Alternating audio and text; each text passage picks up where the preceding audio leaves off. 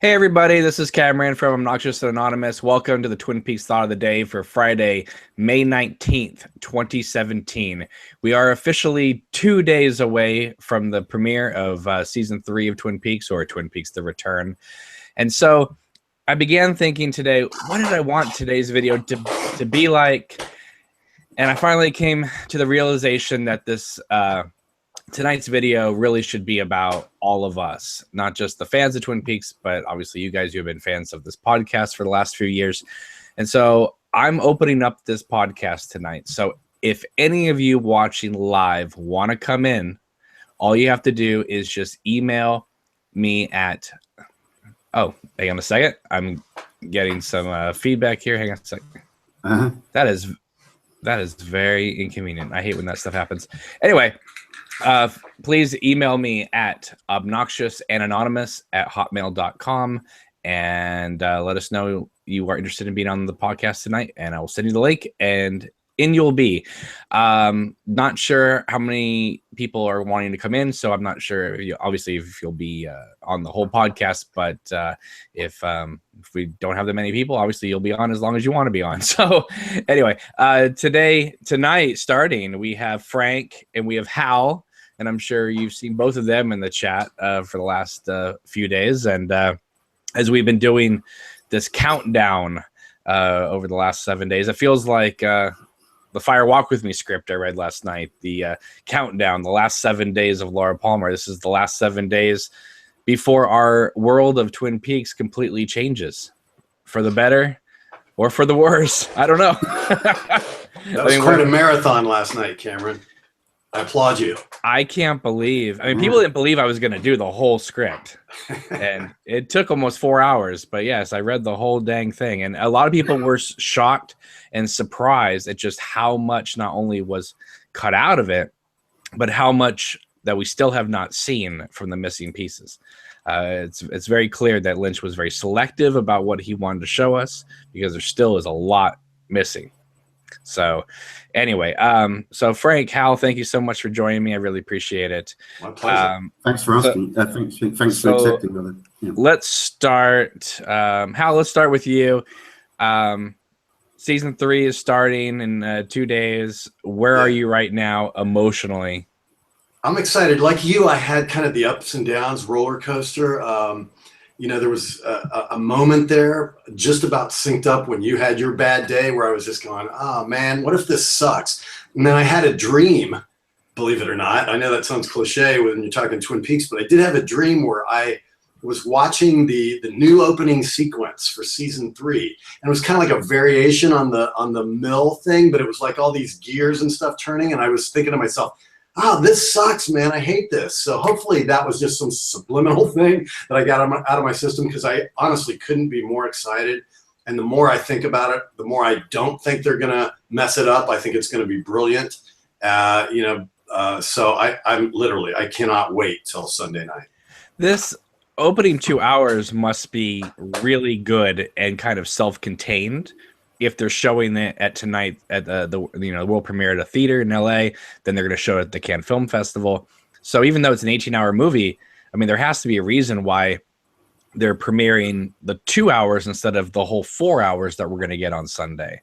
I don't know. I mean, what do you think? Do you think it's actually like a pilot with a somewhat closed ending that they can, you can walk away from? I think they've probably edited it in a way where, it works as a segment. It may not have the traditional sort of, cliffhanger, tune in next week kind of approach, because they're calling it parts rather than episodes. But, I do think that you'll get a feel of what the tone's going to be. And I think it'll be satisfying that first 2 hours, because they do want you to come back and they do want it to make a splash. So I really think they're going to hit you over the head from the get-go. Right. What about you, Frank? Where are you? Well, at the moment, I'm warming up with a nice cup of coffee there, which is this mug, by the way, is from the Twin Peaks UK Festival, and they gave that out. They gave that out like a goodie bag thing, when I went there. Yeah, so I'm getting in the spirit of it already. I've got my Laura shirt on, so nice. I got Dark Side of the Moon. Sorry about that. But we might be visiting the dark side of the moon in Twin Peaks. Who knows? But I'm really excited. I'm really excited about it, Cameron, and how very much as being a viewer of Twin Peaks when it started over here, right from the get-go. I think I went through, like you, Cameron. I think I went through a period where I kind of like distanced myself for a while from it, and then came back to it. Like it was a few years where I stepped out of that and didn't, watched it when it was on, then kind of like veered away and came back when the DVDs came out and so on and so on, and rewatched it and got my fandom feeling back, and then going to the festivals as well, like reinvigorated me. And I didn't know anything about the fan community up to that point until about 2010. I was out of the loop completely. Right. I remember a few times going on IMDb and looking up something, and then I would get kind of a glimpse of the message boards, and I just would run from the hills because I just didn't want to be anywhere near anything like that. Yeah. Like I've said a million times, Twin Peaks has always been so personal to me that the idea of just kind of sharing that with just, I don't know, strangers on the internet just seemed like appalling to me for a long time. Yeah. And, I've met some wonderful people, obviously, in this community, and I've also met some really crazy people that I can't believe I've ever invited into my life. Something about Lynch. Yeah, I mean, it brings out all types, Attracts the crazies at times, yeah. Sometimes, yeah. And sometimes you don't know who they are until the last minute. You don't know you're dealing with Bob. You thought you were dealing with Leland. So, yeah. So all three of us are first-generation fans. We watched it from. Yeah, I watched it when I was. I think you were quite young, weren't you, Cameron? I was 14 when it came out. Yeah. Yeah, I was 21. Yes, I was 30. So it was. I was looking at it from different eyes, as opposed to what you would be at 14. A different kind of thing, but. Well, I knew what was coming because I saw Eraserhead as a midnight movie, shortly after it was released. And then I loved David Lynch. And so when I heard he was making a TV show, it was like, oh my God, that is a must see. Yeah. And I just remember that pilot and how sort of strange it was with the phone cord going down. And that was the original trailer on TV. Yeah. That's all they showed was that phone. That cord, and it would, the cord, and it would say Twin Peaks this Thursday. Yeah. And then I still remember the first the dream sequence on the third episode, and just like sitting there, and once that sequence ended and Coop wakes up, I'm just going, whoa! It was like transporting, nothing like I'd ever seen on TV. It was just so otherworldly. It was mesmerizing, and I just remember how different that felt. Yes, yeah, it was. I think that's the moment where it really caught me. It was from that episode 2, I suppose, if you look at it, if you don't include the pilot, episode 2 of was it episode 2? Well, yeah. And then episode 2 or whatever, yeah. Where the dream sequence, and I think that's the moment really where that was it. I was no going back. I was hooked. Because seeing that, I just got it. That immediately engaged me. That dream sequence, just so surreal. You wanted to know more about this place and what the hell was going on, Yeah, at that point, you're just going, everything's up in the air. Where is this going? I don't know, but I'll be watching. That's it. And I watched it right through then. That moment, I stuck with it up to that point, and that just got me, I don't know how to really say. I guess it's Family Guy 10 writes. I'm curious to see how many times we go to the Red Room this season. I'm going to assume quite a bit. At least at the beginning, because that's a lot of the promotional material is Cooper in the Black Lodge. So I don't think it's good. I think Fire Walk with Me was rather surprising of how little we were in there compared to like the final episode of the series. But they're really promoting Cooper in the Black Lodge for this thing. So I'm assuming we're gonna maybe start there and get out, or we could just be in there for a while. Who knows? Yeah, I have a feeling we might see quite a bit of it somehow. I don't know why. I just have a feeling it might be shown a bit more than the original, just to engage fans in, newer fans into that world. Right. We might see more of it. We might see it. Might just sort of flit in and out when needed throughout the whole thing. Maybe, I don't know. Mm-hmm. So we have a lot of people watching right now. Probably people just are clicking on. So I just want to remind you, if you want to come on the podcast, you are more than welcome to. Tonight is our night, your night. It's just, this is the last moment we're going to have before the show comes back. So come on into the podcast and let's hash this all out. So write me an email at obnoxiousandanonymous@hotmail.com and I will send you the link. Come on in. Let's rock this. So you guys were telling me that you saw the Facebook red carpet event for tonight. Yeah. I'm off the internet right now. I'm staying away from all spoilers. You guys saw it. What was it like? What did you think? So it's just, an Entertainment Weekly guy. It's the guy that does the EW podcast. So he was hosting, and, he's obviously a true fan, and he was excited to see the actors, and all the a lot of the main people came up and did quickie photo op type interviews. They couldn't say anything, obviously, but it was cool to see them all. And it was like Kyle, Machen Amick, who else was there? Harry Goaz was really interesting to see out of character as Andy, as we were talking about before we started the show.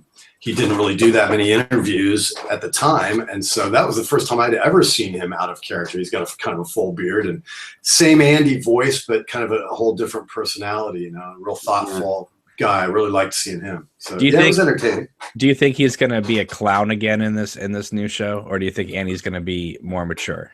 I think everybody's going to be more mature. I think the whole 25 years later is a serious deal for Lynch and Frost. I don't think it's all just going to be nostalgia. I think they're going to go to all new places with these characters, and that's going to be the interesting thing. Mm-hmm. What about you, Frank? You see the red carpet? Yeah, I thought it was really good. The guy that I don't know the fellow, the guy's name, but the fellow that was interviewing them, they were in like a red room kind of mock-up thing. It seemed to be outside because their hair was blowing everywhere and the curtains are going on.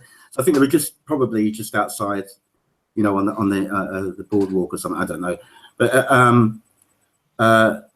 it was interesting. This guy seemed quite knowledgeable. The fellow that was interviewing, he was coming out with a few plot things, and things like that from the original series. So he seemed to know what he was talking about, and which is good because. Pretty soon, if this does take off the way they want it to, we're going to get a lot of people online talking about Twin Peaks who have no clue what they're talking about. So, yeah, and it's nice seeing. There was a couple of new cast members that came up. Jim Belushi was the first person to be interviewed, I believe. What a surprise! He came up, right. He came up first. Yeah. I mean, they seem to be going to the same new people all the time. Let me guess. The second person was Amy Shields. No, really. There was an actress on there. I didn't spring to mind. She's obviously on the, the cast list. Mm-hmm. A young actress called Sarah Paxton. Oh yes, was interviewed. Yes, she. And then Madeline Madeline something. Zima. Zima. That's it. Yeah. Yeah. She came up as Sarah Christabel was that on there? Christabel as well. Yeah. What a surprise. Yeah. Yeah. She just seems to, I mean, they just trot out like the same like people. But Sarah Paxton's really interesting because she was she played Mary, I think it was Mary, well, at least in the original it was, in the remake of Last House on the Left. She's the girl that they rape and, well, they don't kill her in the remake, spoilers, but it's her family that go after the criminals in Last House on the Left. So, I mean, Lynch could have seen that film and said, okay, we know this girl can, scream and look like she's in pain for half the movie. So I don't know. There's a lot of people in this new show that have gone through very violent movie scenes in their past.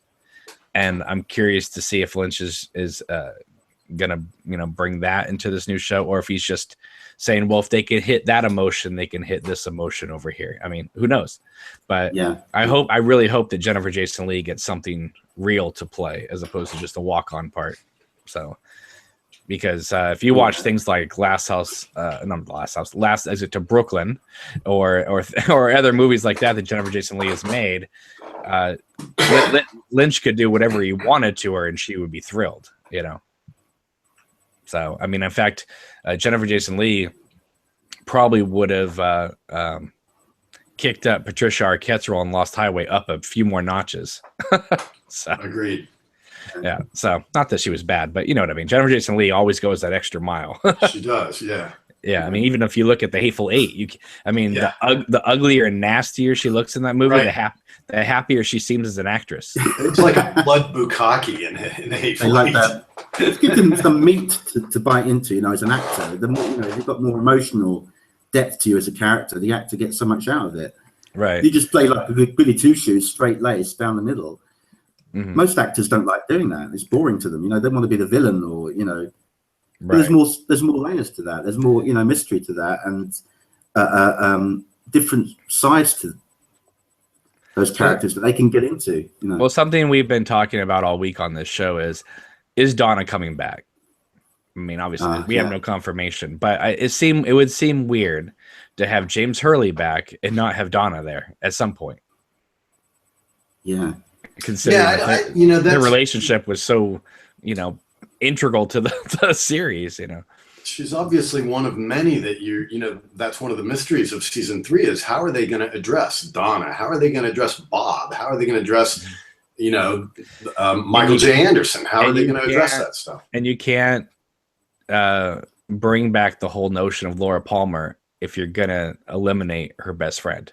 Right. I mean, she's so important that he had to recast for Fire Walk with Me because you couldn't have you know, no Donna. Yeah. Yes, exactly. I mean, yeah, they don't even mention Audrey Horne in Fire Walk with Me. Right. You know, so I mean, he could have recast a girl to play Audrey Horne, but he was like, nah, I'll just get rid of that character. I still harbor the thought that the scary lady in the stills may be Donna Hayward 25 years later. Her life didn't quite work out. That's horrible. Horrible. All right, so let me ask you just kind of a personal question here. How did each one of you find this podcast? Because over this week, a lot of people have been communicating with me just very personally, just about the show and about everything, and how some people are new to finding the podcast. Some people have been with this podcast for the last 3 years or whatever it's been going on, and it's just interesting to find out how did you stumble upon this podcast, which, you know, has viewers, a cult following. It has viewers, but it's not like, you know, it's not hitting 100,000 views in a day, you know, like some of these channels and stuff like that. So how did each one of you find this channel? I think I was just on YouTube searching Twin Peaks, and I think it came up, if I remember. When were you searching Twin Peaks? Like before the show got I've been announced? watching. Yeah, I've only been watching since, you know, probably in the last I don't know, 6 months maybe. So, you know, but as soon as I discovered you, then I've been watching every episode, kind of thing, because I really like that. I like, you know, I mean, I like comic book men, so I like hanging out with the guys chatting about pop culture. So, and Twin Peaks, you know, that's a great subject for me. So I've enjoyed it. It's so funny because when I started doing these videos sometimes would only get 150 views. Yeah, you know, out of like 6 months, and now they're hitting like 1,000 a day minimum. Good deal. It's insane, you know, and it's all because it's back, so people are interested in the subject matter. But 3 years ago, no one gave a shit. So I gave a shit. I just hadn't heard of the podcast, or I would have been watching back then. But I always followed the Bring Back Twin Peaks movement and all that stuff, you know. Right, which is so funny because I've said this a million times, but that page got a lot of crap just for even suggesting. Wouldn't it be cool if they brought it back? And there'd be so many people on there going, it's never gonna happen, get over it. And they were just making this like cool little fun you know, fan page of like, wouldn't it be cool to bring it back? And they got a lot of heat for it. And then when it was announced it was coming back, all of a sudden all those people turned and they were just like, it's great, it's amazing, it's coming back. It's like, I think the first time I really had hope that it was coming back is when they did the thing, the Paley, what was it? Where the whole cast came at the Paley Museum or whatever that was, school broadcasting. Remember that? and they posted the videos online, and Mark Frost was there, and he made some comment about, it's a continuing story, and right. But then it got dashed when Jennifer Lynch said no chance in hell, and David Lynch was like, it's not going to happen. So then I was kind of like, but even that was really the first where I held out hope that it may happen. Even in my interview with Jennifer Lynch, she said it's not happening. Right. So, I mean, I'm like, okay, well, she would know. Yeah, exactly. And she said something like straight from the horse's mouth, it's not going to happen, Right. Meaning David Lynch. So you just went, well, okay, Exactly.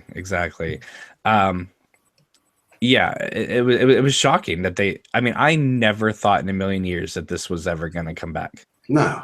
I remember all those years ago, they flirted with the idea of doing Agent Cooper TV movies.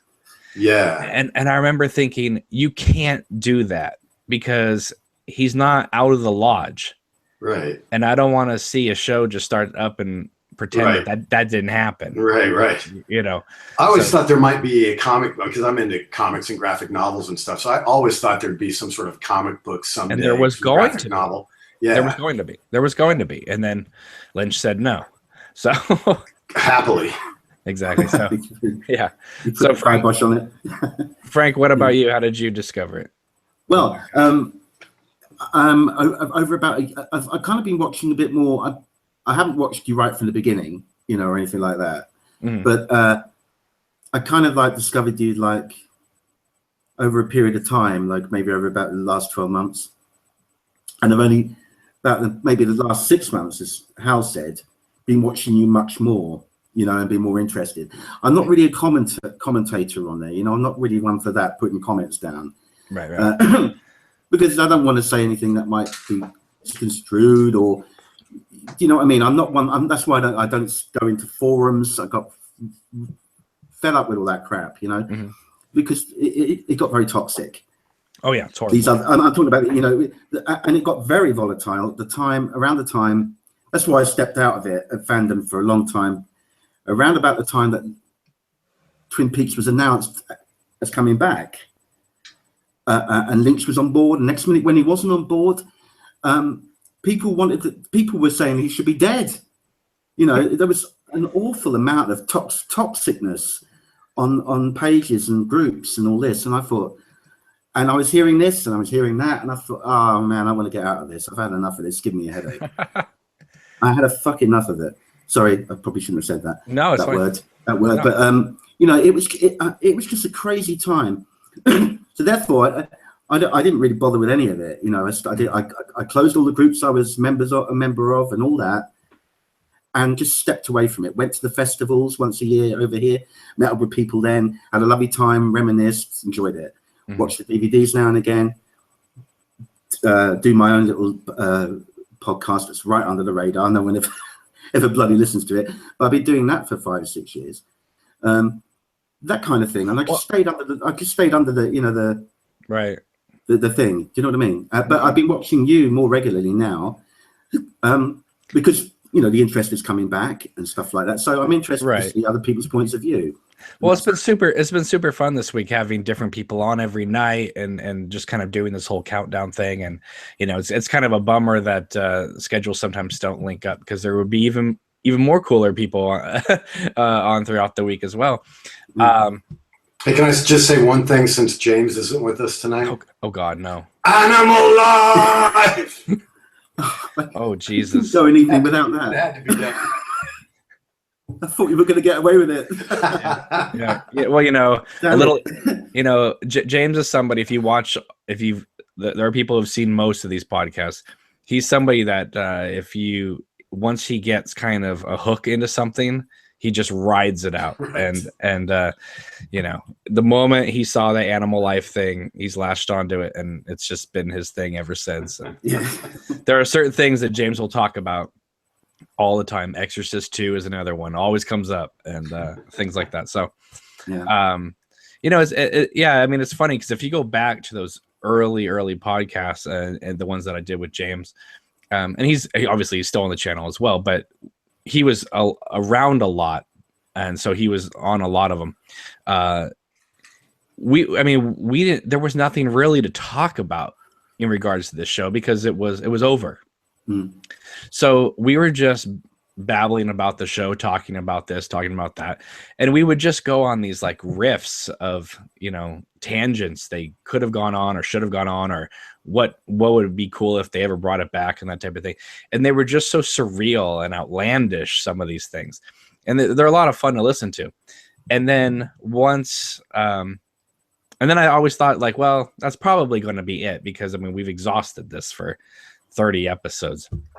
And then they announced the Blu-ray, so, and the missing pieces. So we're like, okay, let's stay on and talk about that. And then right after that, they announced the new series. Now, we at that point had gotten enough people watching that I was like, okay, well, people are depending on us to tell them about what's going on. So that's why the show is like evolved and changed into other stuff, because there's actually something to talk about, as opposed to a show 25 years ago that we're just having fun with, you know? Yeah. That's how I felt as a first generation fan, you know, after the show ended and the movie came out, and the movie bombed in everybody's mind at the time, you know. Then it was wrapped in plastic was the only kind of thing. Right. And I had a subscription to that, bought every issue. And then when that finally ended at issue number 75, then it seemed really to be kind of dead as a doornail, as Lynch would say. Right. But that's even come back now in a different form, the Blue Rose magazine, which is a really cool publication. If you're a fan of Wrapped in Plastic, check that one out. And a lot of the same people are involved with that. Yeah, John Thorne, and then a guy actually that lives in my town, Columbus, Scott Ryan, is putting that together, and they did a really good job. Yeah. Yeah, I mean, it's amazing, you know. I mean, again, when you are somebody who followed the show from the very beginning, just the up and down roads, you know. I mean, a lot of the new people who recently discovered the show, they're very lucky that they get to just go right into this. You know, it's like the people who saw Firefly right before Serenity. You know, it's like, oh, great, you know, you get to see the next extension of the story. Whereas us, I mean, we're going on 27 years. You know, it's a long time, and honestly, I never thought it was going to happen. I thought when I saw Mulholland Drive, I thought, well, at least Lynch gave us another film in that tone. Right. But I never thought we would revisit the characters. Yeah. I always assumed that because things were being brought back, I always assumed that Lynch and Frost would have needed maybe a little bit of money. Sad to say, but it's true. People in Hollywood sometimes need money. And I thought that maybe they would executive produce in name only, and they would just like not reboot it, but just do a new incarnation of the show on another network. And thankfully that didn't happen. But I always assumed that you know, the CW would be bringing back Twin Peaks or something, you know. Right. It would be some sort of franchise thing. Thankfully, Lynch does seem to truly have a love affair with the world, and he's kept it for himself, which is a beautiful thing. Oh yeah, completely. All right, so some people in the chat, they said that Family Guy says he found the channel from the recent teaser discussions, so that's nice. Thank you for coming here. Direwolf says when the missing pieces came out, yeah, because James and I did this like 2.5 hour video where we talked about the missing pieces, and what's really great is his girlfriend at the time comes in at one point and yells at him to get off the camera. So enough with the Twin Peaks, you've been on there for 2 hours. Yeah, it's great. It's wonderful. And that was like when we were still recording them, and then I would edit them and post them up. But then, you know, that became so time consuming that I was like, you know, let's just start doing these live and engaging with people, and that's been a lot of fun. But it's also a little scary too, because, you know, sometimes I trip over a word or two, and I can't go back and edit that out, you know. So yeah. or James will start ranting about animal life or say something that I wish I could cut out, but I can't. He just threw it out on live YouTube. So you can always go the vlog lady route. As much as I love her, it's like an edit every 2 seconds. Yeah, her videos remind me of those Jeremy John reviews, you know, where it's like every time there could be a beat, there's a cut, you know. Yes. So, we have was it Yellow Man here. What's going on? Yo. Tracy. Hello. Tracy. Yeah. My mic may be a bit echoey, so Do you have a camera? it's not working at the moment. Oh, okay. So you'll just be the man in the yellow bubble. the yellow man. Audio only. Exactly. All right, continuing on. Dano Mano 747 says, I watched this channel since 2014, was searching for Twin Peaks. It's funny, some people have commented that the podcasts sometimes go long, and that's not intentional. I've always just thought that we're not on TV, so we can go as long as we want to go. If we want to make it short, great. If we want to go on for a long time, great. Last night went on for eternity. I read 135 pages of that script from start to finish, and only took three sips of water. But yeah, no, it's a lot of fun here, and yeah, I like the long form. It's there's so much out there that's just these little sound bites of worthlessness. It's I like the long form discussions. Like I said, I like that comic book men vibe. Where people are just hanging out discussing it. So it's cool. Oh, yeah. Calvin says, thanks for all the great podcasts over the last couple of years I've been watching. I may be one of the only 21-year-old non-hipster fans. And then in parentheses he writes, I promise I am a true fan. now that comes from a video that James I gave him this idea. I told him, I said, James, what if Twin Peaks just says, you know what, no new viewers, okay, no hipsters, nothing like that. And so he just ran with it, and he's been talking about banning hipsters ever since for this show, and it's hilarious. But a lot of Lynch fans don't have senses of humor, and so they get all offended and upset whenever James says something really outlandish like that. But I don't know, it cracks me up, because it's like, how is Showtime gonna know what age you are to let you watch the show or not? Right. They take him all seriously. Exactly. You got to register. Don't take James seriously, okay? Let's get that straight. He has some great points, but he does have that really dark British humor, and a lot of people just don't understand that at all. Right, it's that dry wit, people are like, wait a minute, this is serious? Exactly. Even what are we talking about? There's a couple podcasts where you will see me lose my temper. I'll be like, yeah, quiet. James, enough with the animal life. Oh yeah. You said it 20 times in the last 2 minutes. Yes, exactly. I think he's all pissed at me right now. I got an email message from him saying, stop deleting my posts on the page. And I'm like, I haven't deleted one of your posts. I've been offline for hours. And so I don't know. He's blaming me. He thinks I'm deleting his posts apparently. So, all right.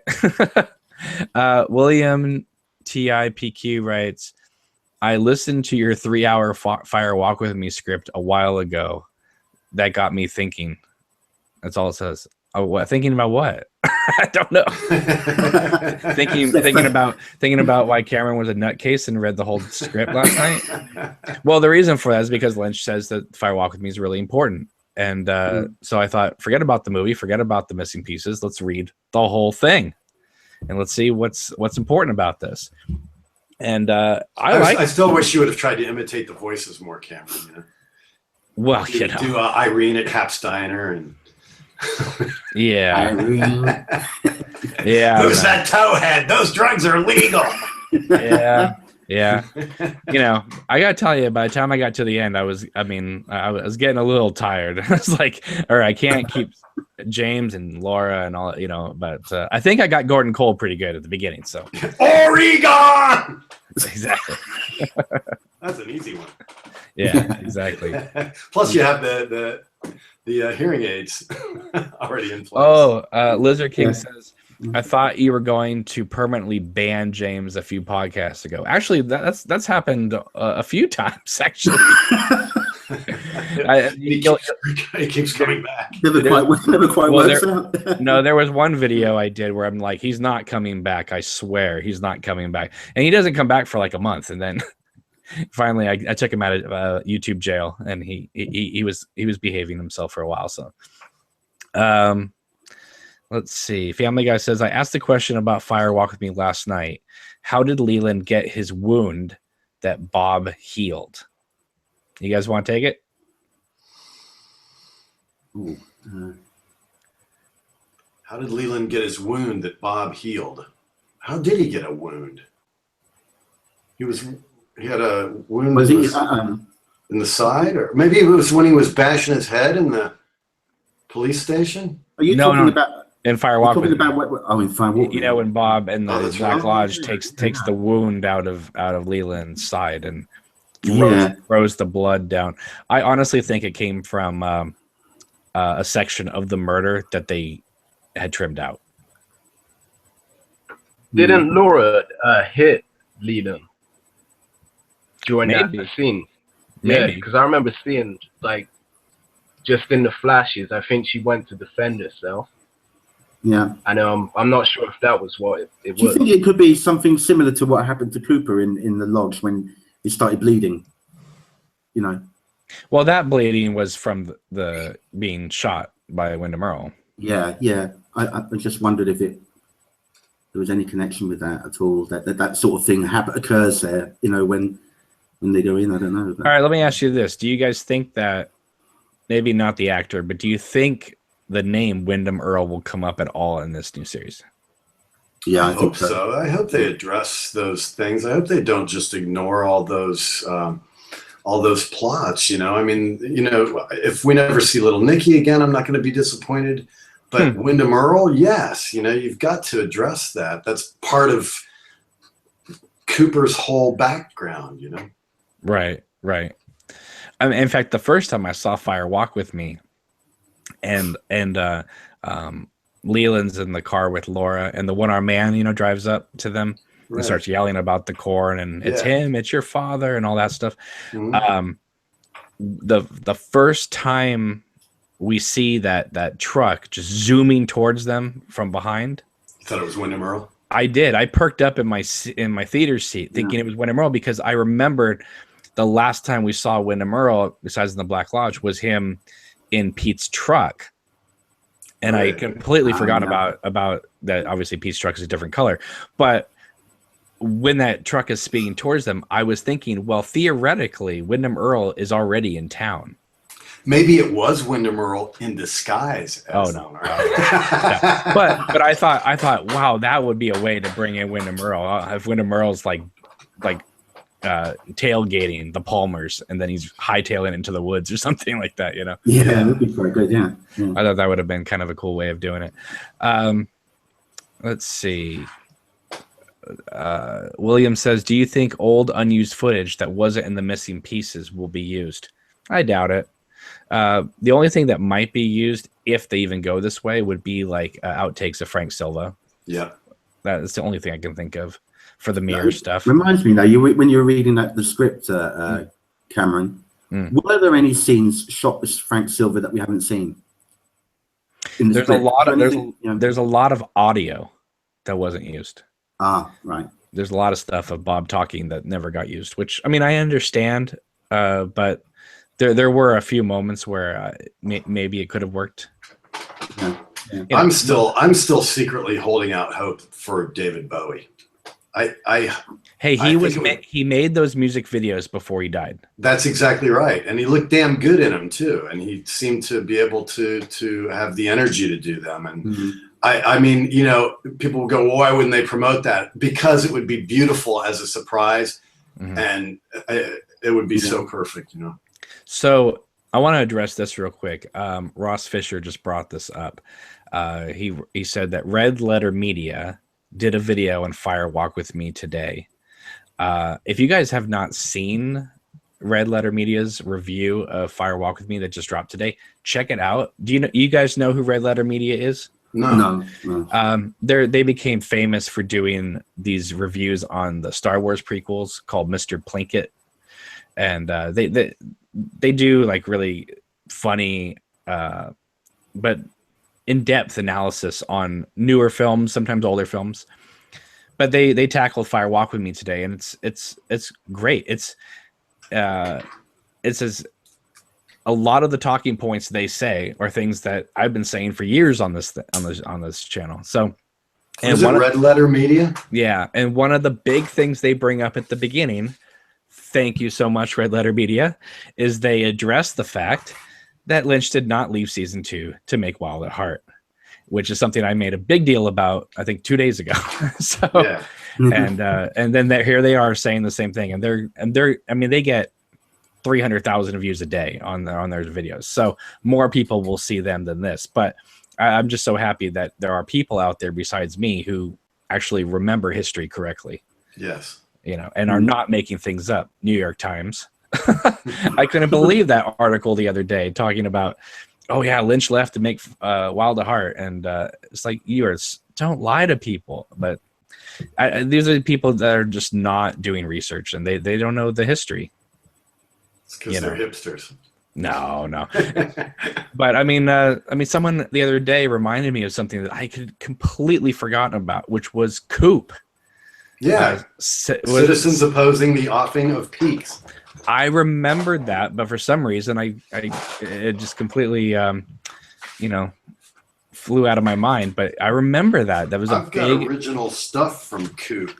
Yeah, throw it up. This out. See Let's that see. letterhead? Yeah, just talk. So then the camera's on you. So if you can see that letterhead on there, that's an actual letter from the Coop movement, where they were, they were just telling people to write into Bob Iger from ABC. And there's even a picture. Lynch and Frost held a press conference when they were trying to bring it back from hiatus. And you can see there's some stills from it, online you can find. And you'll see a Coop T-shirt draped over Lynch's chair. So they were supportive of it. So yeah. Just one of those grassroots movements to try to get ABC to bring it back from hiatus once they were trying to kill it. Like you said in your history, Cameron, there were 6 episodes and it was dead. ABC had canceled it, or it said it was on indefinite hiatus or whatever. And so the Coop movement came out of that to try to get those last episodes aired. And that little bit of history is never talked about. It's always said about, well, the Gulf War came in and so the show got postponed here and there. It's like, no, they canceled the damn show.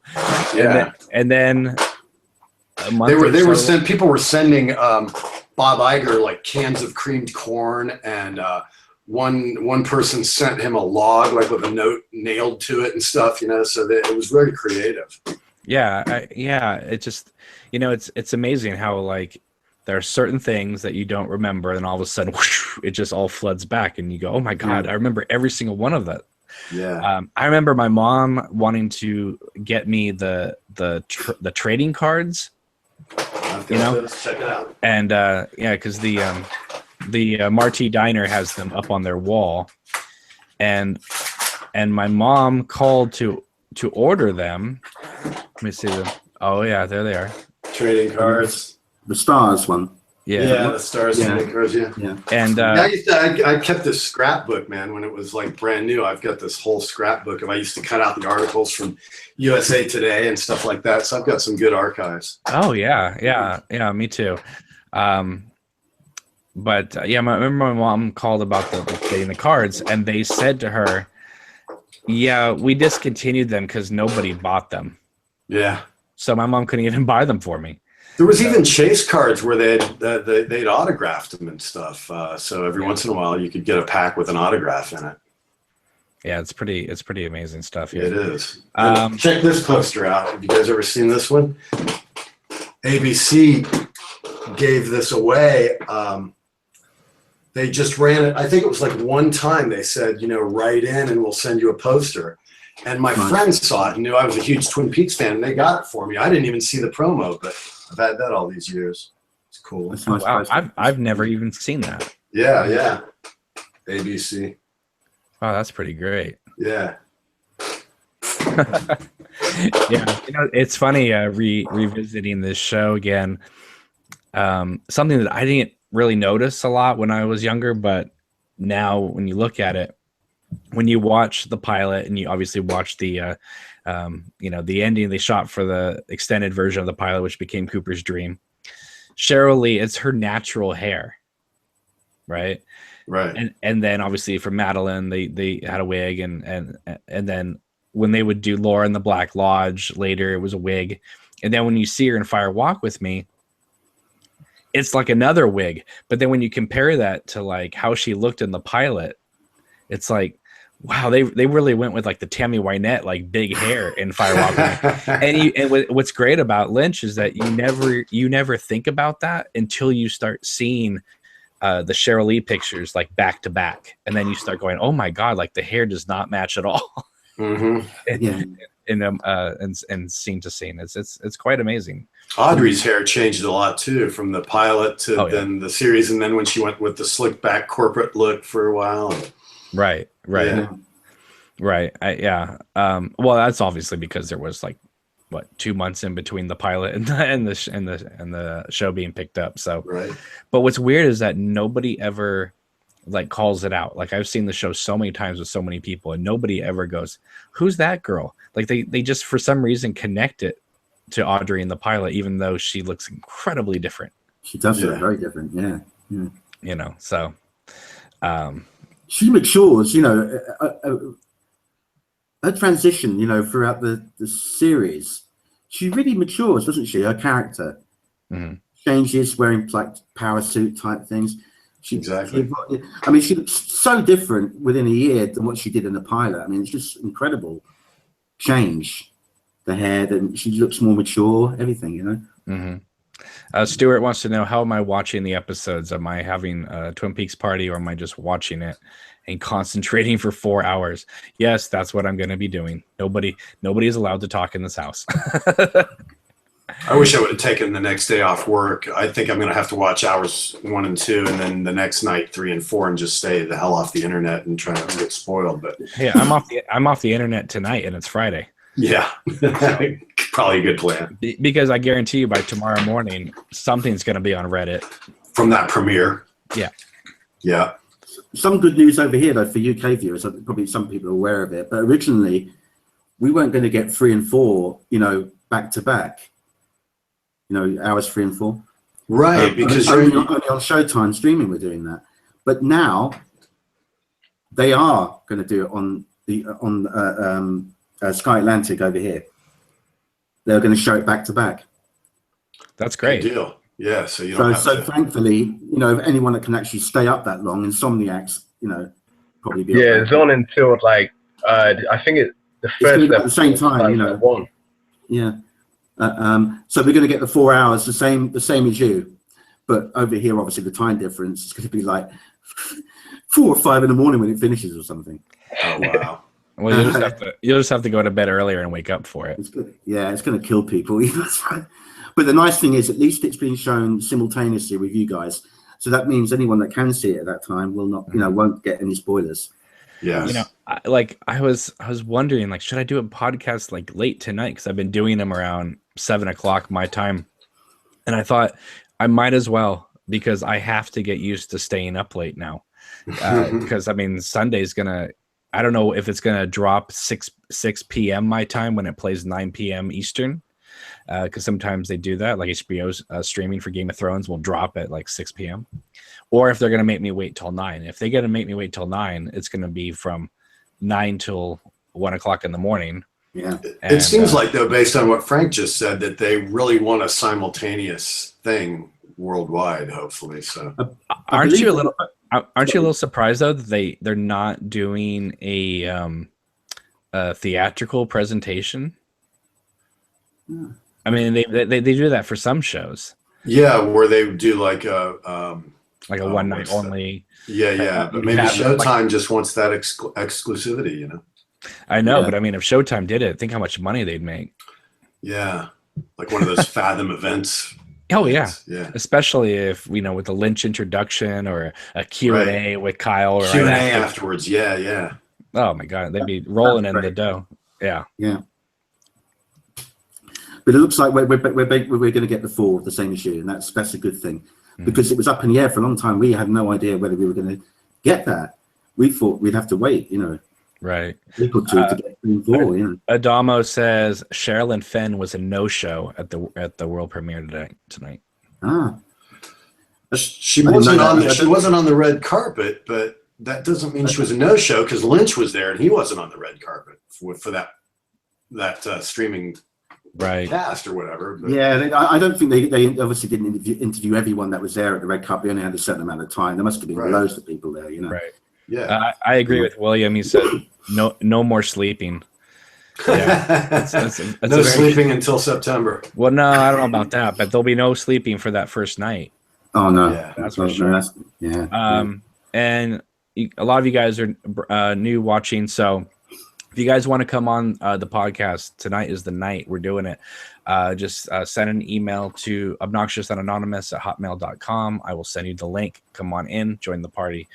I just thought, I was trying to get some people for tonight, and then of course, schedules fall through, and it's Friday night too. So, but I was just thinking, you know what? I don't want to do this alone. So let's just have a bunch of the people that watch these videos on with me, and we can just chat. And it's wonderful having you guys here. It's so much more fun than just sitting here, just by myself. Yeah, well, we've all got this energy. I was watching old episodes and stuff, just going, how am I going to channel this? So then, I saw you were doing this. I'm like, okay, I have to join tonight because I've wanted to come on with you a couple of times. So this was the perfect opportunity when you were inviting everybody. It seemed the right time. It was just fortunate that I saw your little video about that. Yeah. Just luckily at the right time. You went, before you started. So that was just. I thought I'll email you and see what happens. Well, no, it's fantastic. I was sitting here home alone in my Laura shirt, so it's good to be with you guys. Yeah. I have a friend, Debbie, who's been on the podcast a couple times, and she wrote to me today. She said, "What are you going to do for tonight? Are you going to read The Secret Diary of Laura Palmer, like the whole book?" And I was like, no. I got to say though, I'm kind of disappointed in this audiobook because it's only an Audible. You can't get a CD of it, which is what I wanted. Yeah. I know. I was trying to do the copyright infringement thing and find a torrent of it and haven't been able to. So I guess I'm gonna have to bite the bullet, baby, like Jacques Renault says. And is it available now? Spring for it. I mean, it's something you can buy now. Yeah, well, as an Audible, like you said. Okay, I just wasn't even sure because there isn't a torrent of that. Not that I'm condoning that, but just saying that usually those are they're up there right away. So yeah, exactly, and I couldn't find it anywhere. I looked, believe me. Even the audiobook of Mark Frost's book, Secret History of Twin Peaks, was on YouTube for like 24 hours, like the whole thing. Yeah. So like 9 hours of it or something. Yeah. Well, let me ask you guys that. Did you guys get the book? I did. And, and I obviously you guys know how I felt about it. How did you feel about it? I read it in its entirety. I read it while listening to the audio book to enhance that and kind of make sure I didn't miss anything. And at the end of it, I went, all the inconsistencies, and now everybody's going, well, that's intentional. It's like, okay, that's interesting. But the whole, the UFO stuff was just like, really, please don't make that the direction they're going. Now, there was something, and I cannot find it now because I never bought it, but there was a magazine that came out at the time of Fire Walk With Me. And they were interviewing Dana Ashbrook. And they said, about his, how was it working on this movie? And he says, oh, it's fantastic. We got rid of all that UFO shit. Right. And I remember going, oh, this is going to be odd because I guess I expected it to still kind of continue in that tone. Yeah, I mean, that's part of the mythology. I mean, the Major Briggs stuff, that there was always that element woven in there. But in Frost's book, it was so much of it, that you're just going, wow, I don't want the X-Files. And that's the thing that kind of makes me laugh about this whole thing because I don't even think Twin Peaks even dealt with UFOs at all. They thought it was from space, but it came from the woods, right? So it's not even UFOs. Exactly. But then it's like, okay, but Mark Frost was really into that stuff. So he's doubling down on that in the book. And then you have Fire Walk With Me. That didn't quite work out when it came out. So then Lynch is doubling down and saying, no, Fire Walk With Me is super important to this. Right. So it's almost like you have two creators coming from two different perspectives, all trying to redeem work that they feel like was maligned by others. Yeah, you wonder what those meetings in the in the restaurant were, where they were hashing out the storyline. That was it? How long did it take them to see a path forward? So I read today that this new series was their initial notes for what they wanted for season 3, but they obviously adapted it to be 25 years later, and so they changed some things here and there, obviously to make it more suitable for that. But so this isn't the storylines that Lynch wanted to do for movies 2 and 3 of the Fire Walk With Me trilogy. Right. So, I mean, obviously they just wanted to, I don't know. It'll be interesting to see what they do, because obviously they can't do it like the next day, right? So it's going to be 25 years later.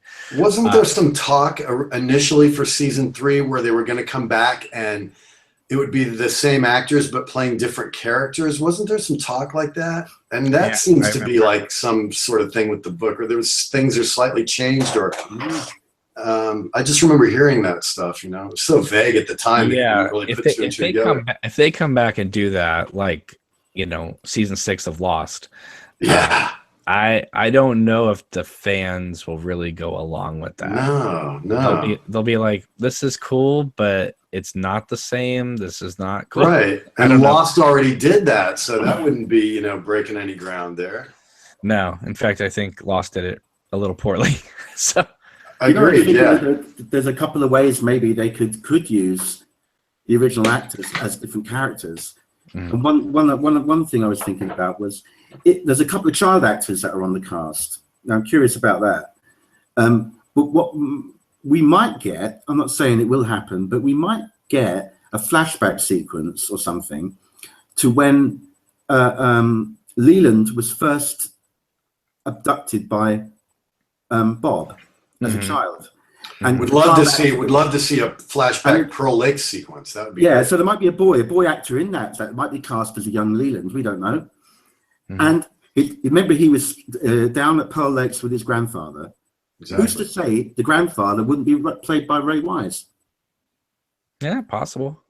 Interesting. That that could be a way that they get around that. Because last time we saw Ray Wise was in the Black Lodge, and he looks. I mean, bless him, he looks good for his age, but he looked radically different to how he looked in the final scene. How did they address the aging in there? We know about Cooper, but what about the others? Right. So maybe that's a way around it. I don't know. Another huge hole is Mrs. Tremond and her grandson. Since Frances Bay is no longer with us, she's such a distinctive look. How are they going to address the Tremonds? Again, that's another thing. Yeah. It's interesting too. It's like if Lynch and Frost had only, solved their differences or whatever. 10 years later instead of 25 years later. No, 10 years ago. Right. There'd be so many more people alive from the original cast. Yeah, it's just the way it goes. It is the way it goes, but it's also like, well, how do you address this? Because the people who died, some of them are essential characters. Essential, Major Briggs. I was just thinking it would have been great. It would have been great had Don Davis still been around. It would have been fantastic. But, Oh yeah. What can you do? Well, especially since he kind of plays a major role in Mark Frost's book, right? Yeah, exactly. Let's see. Leonard says there's a new quote unquote no small parts episode about Kimmy Robertson on IMDb. Yeah, I saw that. What is it? It's it shows clips of her as Lucy in the original, and there's like a voiceover on it about her and the other films she's been in. It's like a visual IMDb, like a video kind of show reel in a sense of her. And so it's quite good. It shows her, shows her in various things up to now and stuff like that. Oh, like a career retrospective. Kind of like that, yeah, with little clips, interlaced with it. People want to know what we think of the episode titles, at least for the first 8 episodes. Do I don't think they are titles. I think they're just descriptions. Cryptic clues as to each thing. I don't think they're actually the official titles. They don't look like they don't stand out as such. They're kind of in small print next to part 1, blah blah blah. They have to call it something just for like the streaming people to like buy an episode. So they have, if they just called it episode 3, they'd be like, "What the hell? Like, I don't even know what episode 3 is." Yeah, which one do I need? Yeah. I think that's I think it's just for that purpose. I'm not sure whether it will actually appear on screen, saying that line or whatever. No, I mean, even these awful German TV titles that are complete horseshit. They May the giant be with you. Oh yeah, I mean those titles don't pop up on screen. So no, yeah. So maybe they're doing it the same way as they did, originally, but they've just given them. They've stepped in first before anyone else does, Yeah. Well, what are you hoping to see in this new series? What am I hoping to see? I really don't have any expectations, and I think that's the best way to kind of approach it. I don't want to be let down, so therefore I don't.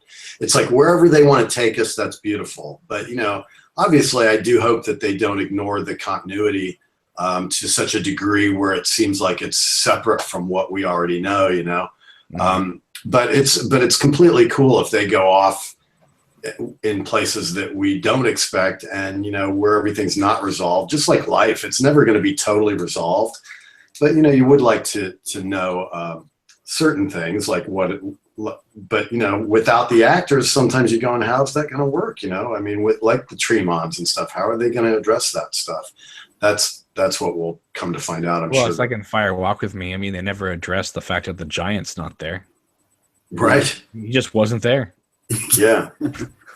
Yeah. I mean, it's kind of a crucial character to not have in the Above the Convenience Store scene, don't you think? Yeah, and like Mike and Bob's relationship, and the little man being the arm, without Michael J. Anderson, how are they going to address the whole "I am the arm" thing? And you know what? You just reminded me of something. So while you guys are talking, I'm going to invite Michael J. Anderson onto this podcast. He has some explaining to do for some of these Facebook rants. So wouldn't that be hilarious if he came on? you never know. He's so unpredictable. Oh, God, so. You just don't know how he feels. Yeah. No, I'll reach out to him. He's been answering my questions on Facebook lately. So. Oh, you might be with the show. and he hasn't banned me, so we'll see what he. Yeah, he banned me a while ago because he was bitter or something like that. There was a few years back, way before this hoo-ha that he, exploded, and he was coming out with all these rants and stuff, when he was a little more balanced, way before the comeback Twin Peaks thing and all that, And I was Facebook's friends with him then. And we were messaging each other and talking about Doctor Who and British sci-fi and all that. And we had quite a good rapport going. He was quite nice and everything. Then he just blocked me for no reason, and I have no idea why. Yeah. He just I was gone. That was it. I thought, what the hell did I say? I said nothing basically, but he just blocks people randomly. If he doesn't like certain Twin Peaks actors that are on your friends' page, he blocks you. I had to have Sherilyn Fenn on there at the time, and I think he didn't like her or something, and so he blocked me. I think that's the only reason I could think of.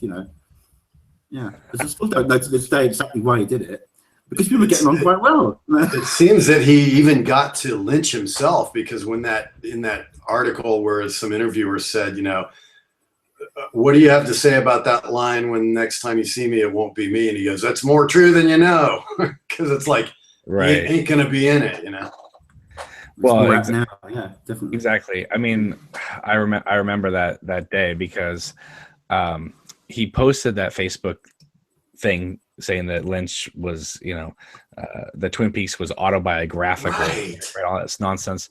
So I said, James, now we write for a website as well called Alternative Nation, and they do a lot of Twin Peaks stuff. And to me, this was really interesting, quirky news, right? And no one was talking about it because obviously it's just a Facebook rant.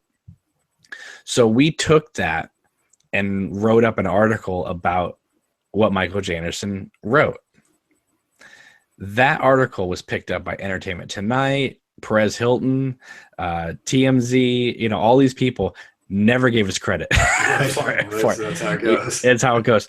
But it just, I mean, I just remember somebody then took that article and, man, the balls on this guy. He just posted it on Jennifer Lynch's Facebook page and said, "What do you got to say about this?" Wow. And that's and that's when she said, "Well, you know, this guy's got mental problems," and that type of thing. But yeah, it was so funny to see like something that was just, we thought was just kind of quirky and weird, and what the hell is this guy talking about, all of a sudden become international news on Twitter, you know. And they did it, and just, you know, completely bypassed the original article and just wrote it as their own thing, which is hilarious. And then of course there was the time when Sherilyn Fenn went on one of her Twitter rants, and James did a little video like saying, "Well, this is interesting. Sherilyn Fenn is calling these people out. What is this about?" And I guess Sherilyn Fenn saw that video and you know, called out James on Twitter by his name, called him out, and started screaming about James, which made him so like embarrassed and upset that because I mean they had met at the UK festival. I remember him posting that picture of him meeting her. Right, and so he had to be horrified when she's like, "James Woolley, you don't know shit." Yeah, exactly. Well, then the head of the Twin Peaks Festival called him a douche waffle on Twitter. Right. So it's like, what on earth? So unbelievable. It's just the craziness in this community. Yeah. But yeah, let's see. Anyway, let's see what else is someone else saying. Oh, Family Guy says, "I want to know if Nadine gets her patent." Yeah. On the Drake Runners. Yeah. Exactly. Yeah, I think she does. You know what I want to know? I want to know if they're going to have Heidi come back. You know how they kind of bookended the series with Heidi coming in? And She's on the cast list. Oh, good. Yeah, she's on the cast list. She'll probably do exactly the same scene. Exactly. Again, That's what I want. I want that exact scene. The old man again. You know, exactly. Second son Knockwurst today, Eddie. Third time. They've done it twice. They're going to do it for 3 times. They have to. It's essential. That's what I mean about being standing still as well. They'll be on a loop. Yeah, They can see that same scene in the diner again with her. You know? They got to do it. I reckon you will. Yeah. I think that's what will happen somehow. Yeah. Because she didn't have a big part in it, really. No, that's all she did. She did that. She repeated that scene. I don't think they'll give her like her own plot. No, I just want to see that scene repeated. I want to hear the giggle, and you know. Yeah, I think they'll throw that in. I think for the, you know, as a in joke to the, you know, the fans. I think exactly. Yeah. I can see it happening. Yeah. Let's see. Kaio Show LP says, "Do you guys want the side story stuff, Josie, James, Nadine, in the new show, or would you prefer it to be more straightforward plot development, a la Fire Walk with Me?" No, I want the whole story. I want the whole enchilada of Twin Peaks. I want the whole smorgasbord of all the tones and ups and downs and laughs and horror. Look, I maintain. I read the Fire Walk with Me script yesterday. Oh God, the whole thing. And I just maintain that if look, people always say, well, Lynch had to cut a lot of those side characters out to streamline it to be more Laura's tale. I will maintain to my dying day that if Lynch had written better scenes for those other characters that actually tied into Laura's story, they would be harder to cut. You know, if you look at some of those scenes, like the sheriff and Josie on a picnic, right? You know, or the sheriff Jack Nance with Del Mibler, yeah, or the sheriff talking to Andy and Hawk about Bernard Renault coming. Yeah. You could easily take those out because they don't, you know what I mean? They're not bearing any on the Laura stuff. Mm-hmm. Yeah. I mean, if Laura went to the sheriff's station because, she said that, she felt that someone was following her or something like that. Okay, well, then it's harder to cut out Sheriff Harry S. Truman. Yeah. Things like that, like I said before, if she was tutoring Josie, well, then it's harder to cut out Joan Chen. Mm-hmm. But if you make these standalone scenes that have nothing to do with the story, of course you can just lift those out. So, I mean, yeah, I mean, I just think that if they had created just a better framework for a lot of those characters, I think more characters would have been in the final film. So, I don't know. Let's see. Why do you think characters like or actors like Piper Laurie weren't asked to come back? I mean, they've lost so many essential, like you said, Don Davis, and so many actors are gone. You would think they would want everybody that they could get, and especially an actress with the caliber of Piper Laurie. If she wanted, she said, I really want to do it, and then they don't have her back. That doesn't make sense to me. It doesn't mean she's not coming back. I don't, Yeah, I mean, because when I talked with her when Twin Peaks got announced, I think within 24 hours I did an interview with Piper Laurie, and she said, "I want to come back." Yeah. So I don't know. Joan Chen, there might have been some bad blood because she wanted out of the show. So maybe they're like, "Well, you're done. We had to write you out. You screwed us up, so we're not going to bring you back." But that's not true because they brought her back for Fire Walk with Me. No, that's true. So, and she came back. That's true. I personally reckon some of them will be back. It would just be like a surprise or something. Yeah, I think they're holding something back. They are. Definitely. Yeah, because I mean, they have to address Chet Desmond. Because I think Chet Desmond's coming back. If they were to say he was, it would be kind of like a spoiler.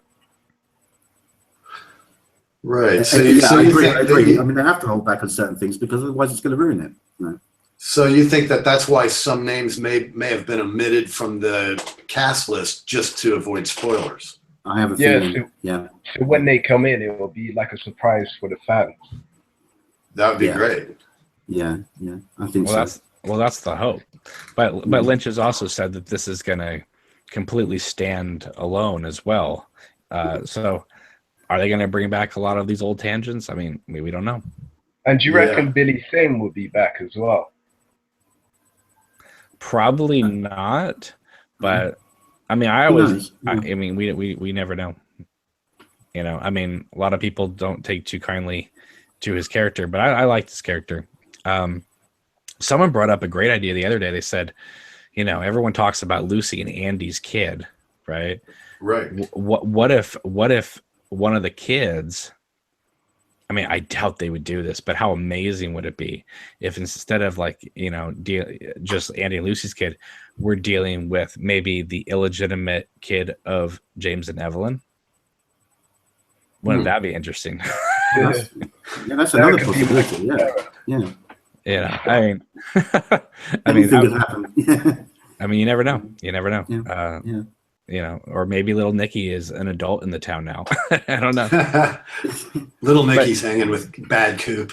But I'll tell you one actor that's not in the show, as far as I know, and it's kind of a bummer, is Ian Buchanan, because Dick Tremaine's a great character. I love Dick Tremaine, man. Got to be careful how you say that. I love Dick. Yeah. Cameron, why do you think he's not in it though? Why do you think it might be one that might be kept quiet? Why do I think he's not in it? Because Lucy made her choice. Oh, I see. Yeah, and he left. Yeah, So, and I don't think Dick Tremaine would have stayed in Twin Peaks the rest of his life. So he looks like he was Seattle bound. And I wonder if they have some trepidation about going to some of those campy subplots because of the people hating season 2, that seems to be the consensus. So why go in that territory? What did you think of my little spiel the other day with Eric about what Lynch was saying, how he just threw season 2 completely under the bus? I mean, I totally agree with you. I think season 2 has a lot of good stuff. I think at the time as a first generation fan, you tend to think it was worse than it was because it was that interminable, waiting, and you get these episodes where it just didn't go into anything that meant anything, with Nadine with the super strength and all that stuff. And you're just going, really, what are we wasting our time for? And it was that absurdity, but it wasn't the Lynch brand absurdity. There was imitators trying to get that vibe, and they were just failing at it. And so it was frustrating, But when you watch it, when you binge watch now, those episodes flow a little better than I remember, watching them week to week or with months in between episodes and stuff. Well, you have to look at it this way. It from Leland's wake to Andrew Packard, coming out and announcing himself. You know what I mean? Mm-hmm. That was like 2-3 weeks. Yeah. And that's a lot of filler to go almost a month of Twin Peaks. But if you watch those 3 episodes right in a row, and it's only 2 hours of your day, they're not so bad. Exactly. Yeah. I felt when Cooper was out of his uniform, that's when it kind of slowed down. That's why I kind of noticed. It's like up until when he finally got back into his suit, it started to go like back up again. Because I watched it all together in like one go. I think it took me like 3 weeks to finish it. But I really enjoyed season 2, but I would agree they should have kept the mystery going with Laura and everything. But I don't agree with the fact that Lynch said he never wanted it solved, because nobody in their right minds would have sat through 5 years of a show, because that's what they were contracted to do, was 5 years, 5 seasons of a show, and never have it solved. And if Lynch never wanted it solved, then why did he make an entire movie where he talks about how the girl was killed? I think what he means by I never wanted it to be solved, because he talks about the goose that was laying the golden eggs and all that stuff. I really think, and because of the one-armed man's homage to The Fugitive, I really think that he wanted that to be the final episode 5 years down the line. He didn't want to reveal that until the end. They catch the one-armed man in the last episode of The Fugitive. Right. But the audience was already dropping off like flies before Laura's murder was solved. True. I mean, the audience dropped after the murder, but they were dropping before too. When they were doing the Harold Smith stuff, they were barely making any ratings whatsoever. A lot of people bailed out at the first scene of the season 2 premiere. That's what I've been saying, and that's why they had to run that whole magazine ad saying, "Finally on Saturday, November 10th, find out who killed Laura Palmer." Really? Yeah. Right, because and they had to say really because people tuned into that season 2 premiere and didn't know what the hell they saw. But yeah. There you go. Check it out. Keep talking. Can you see that? That's the original promo ad. So read it so people can see it. It says, "Finally, Saturday, November 10th, find out who killed Laura Palmer." Really? Yeah. I just remember that. It's so funny. And there was another one too. There was a TV Guide one that came out that had a picture of an owl, and it said, "Who will Bob possess next?" or something like that. And yeah, let's see if I can find that. do you remember that one? Yeah, I did. I gotta say, I did like the bit with the old guy, the whole 10 minutes of the start of season 2. It just felt really weird, and I personally liked it. But then again, I watched it all in one block. So That's It was pure David Lynch. right. And it works in that way, and it works as when you watch it by itself. But you have to understand, for most people in 1990, waiting 3 months and then that comes on, and it was just like it was the thud heard around the world. Yeah. In fact, somebody sent a joke to me the other day, something like, that was the moment where you heard a million TV sets clicking to another channel. Here's a good headline too. When the day after they revealed Leland as Bob, killer surfaces as show's ratings sink. That was great. Did you? I don't have it near me, I don't think. Do you remember the TV Guide thing right after the show was canceled? Like it was fully off the air, when they announced, TV Guide put a thing saying big screen, peaks, promises, heaps of shrieks. And it was like a whole thing about Fire Walk with Me. I read it like, I don't know, maybe 10 podcasts ago, but it was great because TV Guide got sent the script. Other like Film Threat magazine got sent the script. And I'm thinking, wow, the days before the internet, when filmmakers and studios would send screenplays as promotional tools to magazines. Today that would never happen. But like TV Guide had, got a copy of the script, and they got to tell us all about what Firewalk with Me was going to be about. I'm looking through my scrapbook here. I found something funny from the National Lampoon, dated October 1990. It was like a fake letters page, right?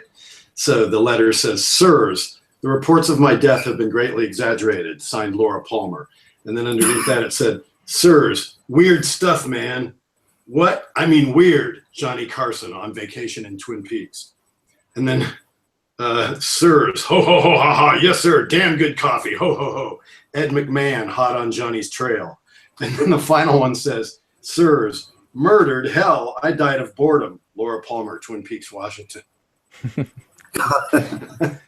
Well, do you remember? I know I've talked about this before, but there was this amazing theory going around during season 1, because right before Madeline is introduced on Invitation to Love, they show one actress playing 2 characters. Right, Jade and whatever the other sister. Emerald.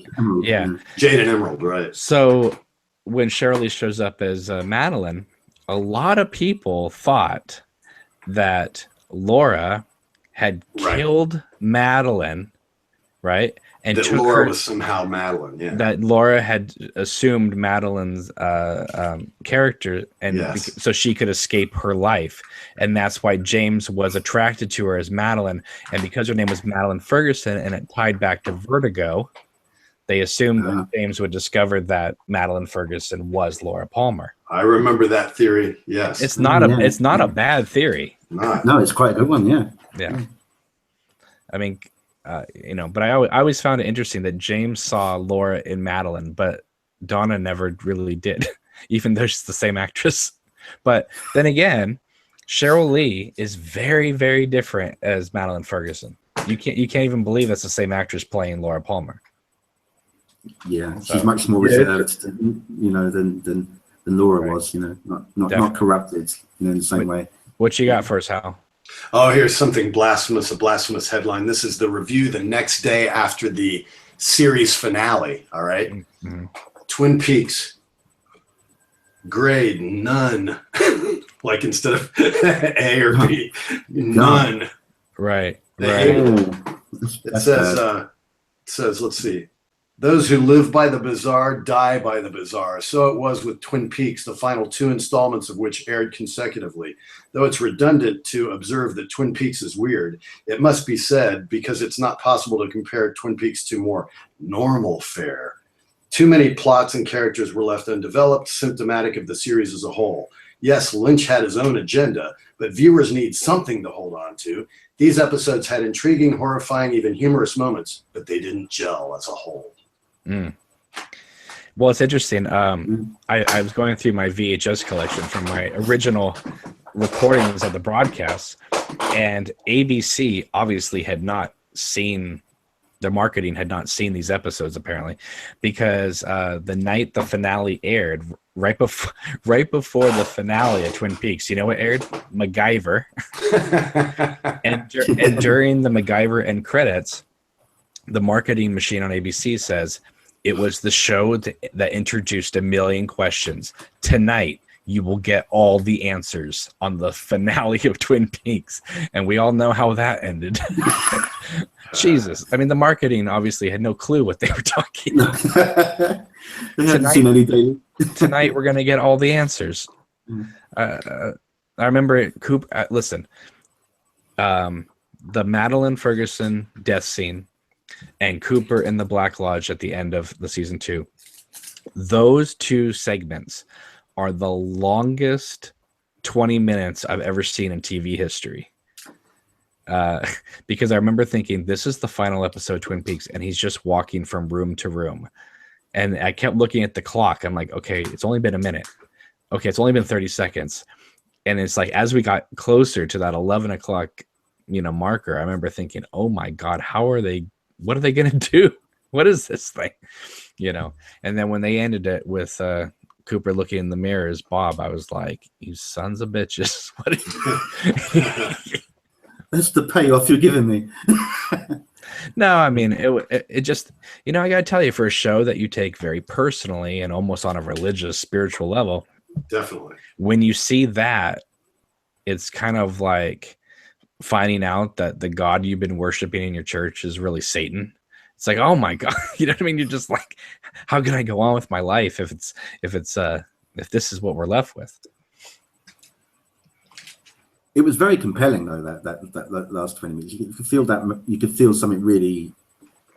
There was that you know, there was something building. There was a sense of dread in there, you know, in that red room, I think. Right. I'm gonna throw this out to you guys again. If you guys want to jump on the podcast with us, please do. Just send me an email at obnoxiousanonymous@hotmail.com, and I will send you the link, and you can join in. Come in. Yeah, I just wanted to do this, you know, episode where I'm obviously answering all your chat questions and just talking with the fans of the show and the podcast, and we're just trying to have a good old party here before life changes for us again on Sunday. And it will change, because whatever, I mean, we've had 27 years to think about what the next chapter would be like, and now we're gonna know. So, and do you think it's going to divide people down the middle, or is it going to be a bit more? I don't know. I don't know about the fans, but I can guarantee you the think pieces all over the internet will be, this is the best thing Lynch has ever done, and what a letdown this Twin Peaks is. That's always what you see, you know, when something is coming back like this. Yeah. I mean, I just say it's got a lot to live up to, I guess, you know, based on, you know, popularity of the original and people still talking about it. It's a curious thing. We've been talking and dissecting and going to festivals and doing fan things for 25 years now, plus 25 years, talking about the original series. I just wonder, will we all be sitting here in 25 years talking about this one? Well, the thing is, though, is that we're talking about the original series. I mean, obviously, there's so many layers and wonderful things about it, but we're talking about it primarily because it left us with questions. And then we got a movie that left us with more questions.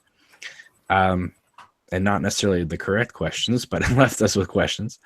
And I think that's what it is. You know, if this new series, even if the series has like some questions, but it more or less resolves the overall arc of the whole thing, I think that we will have a sense of closure with it.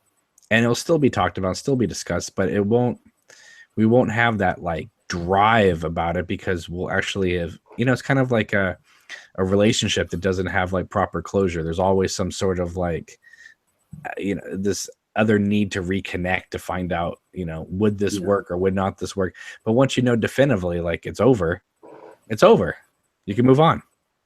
And I think that's what a lot of people want, is they want to go back into this world. They want to experience everything, and they want some closure.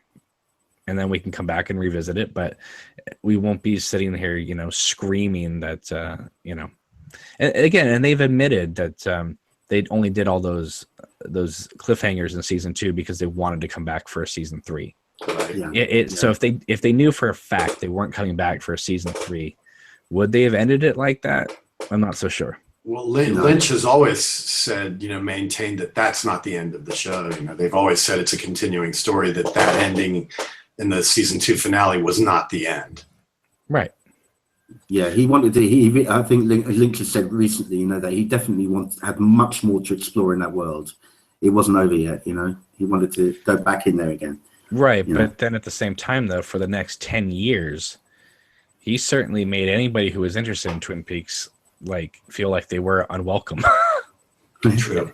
And maybe it's because he felt burned himself. I don't know, but I mean, he wouldn't even barely acknowledge it. If someone said something about Twin Peaks, it was great, next, you know. Yeah. He doesn't say much more than that on any subject. No, he's still not saying it now. No, but he seemed like he had moved on to other things, and you know. And I think that most of them thought there was just, you know, no way back in because of the way it kind of flamed out, and who would take a chance on it kind of thing. And then I think really that Mark Frost pointing out the 25 years thing allowed them to, okay, that sparked the idea to get back in. Yeah, that opened the floodgates. Yeah, I think. Yeah. But I think also, I think Cameron, you might have mentioned it before. It could well be that, like the personal failure, I mean, not only the box office failure, but the personal failure of Fire Walk With Me in the cinemas really hit Lynch very badly, didn't it? I think so too. And he really took that back personally. Maybe that just affected him, even thinking about Twin Peaks for a while. He just wanted to distance himself from it. Well, keep in mind that, it took 5 years to get Lost Highway off the ground after that. Yeah. Lost Highway, of course, has a lot of elements that are Twin Peaks-ish. I mean, I've always joked about that the Pete Dayton stuff with Patricia Arquette is more or less James and Evelyn on the big screen. Mulholland Drive was supposed to be Audrey Goes to Hollywood, and they changed that. Yeah. So, I mean, I think he really wanted to keep working in this world, but he just, couldn't do it. But the thing is, though, is obviously a Fire Walk With Me. If that had, Bob Engels said, I remember at the time, that the finale of Twin Peaks had 10 million viewers, which is a lot. Yeah, that is. Yeah. And so he said, if every one of those people bought a ticket to Fire Walk With Me, we're going to have a hit. Now, let's be honest here. If they had done a movie that the fans wanted to see at the time, it would have been more of a hit, or moderate hit, probably. Did more people want to see a sequel rather than a prequel? And I honestly think that sometimes I go, wouldn't maybe Fire Walk With Me have been better? Okay, I'm not saying like, you know what I mean, just like different. If they had done the Godfather 2 route, do the sequel, but then do the flashback to Laura like Vito Corleone. Go back and forth in time. Right, the sequel and the prequel, which he kind of did, but if he would have done it like in 2 parts like that, right, like more full, satisfying. Like full on, we're doing the sequel, and then at certain points we go back to Laura. Well, originally they were planning on a trilogy of movies, right? And then the first one failed so much they couldn't. Right? Yeah, but that was wrapped in plastic. But at the time, Lynch never came out and said we're planning a trilogy. He must have had that in mind in order to, in the missing pieces, do that scene that takes the How's Annie bit just a little further, kind of setting up for the next one, Right. Now, see, in today's day and age, that scene would have been a post-credit scene. Yes. Right. And I think maybe part of this, the reason they're coming back now is because, let's face it, he was fed up with TV after, ABC messed around with the schedule and kind of threw it under the bus in a lot of ways. I was looking at this article in here where they said, walk into ABC's Primetime Live, which was one of their news magazines, and mention David Lynch's name and you'll get a growl. Twin Peaks, whose low ratings haven't helped Primetime's numbers on Thursday nights.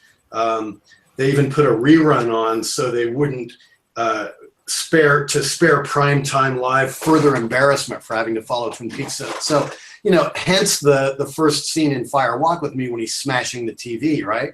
Right. And then maybe it's like, wanting to do the 3 movies and not being able to, he realized that there's no point in revisiting Twin Peaks. He had to cut out so much of the subplots that without that long form storytelling, there's just no way to go back into that world. Now, 25 years later, cable TV provides him that opportunity for the long form storytelling. Now's the time. Yeah. Right. I think that has to be a lot of the thinking behind it, is there was just no time to compress Twin Peaks world into 2 hours, Well, but something else happened, and with Fire Walk With Me, it's like the show was canceled. I mean, it was over in June, and Fire Walk With Me premieres May of the next year. So we're talking 11 months. The film is written, shot, edited, and it's the fastest turnaround Lynch has ever done in his life.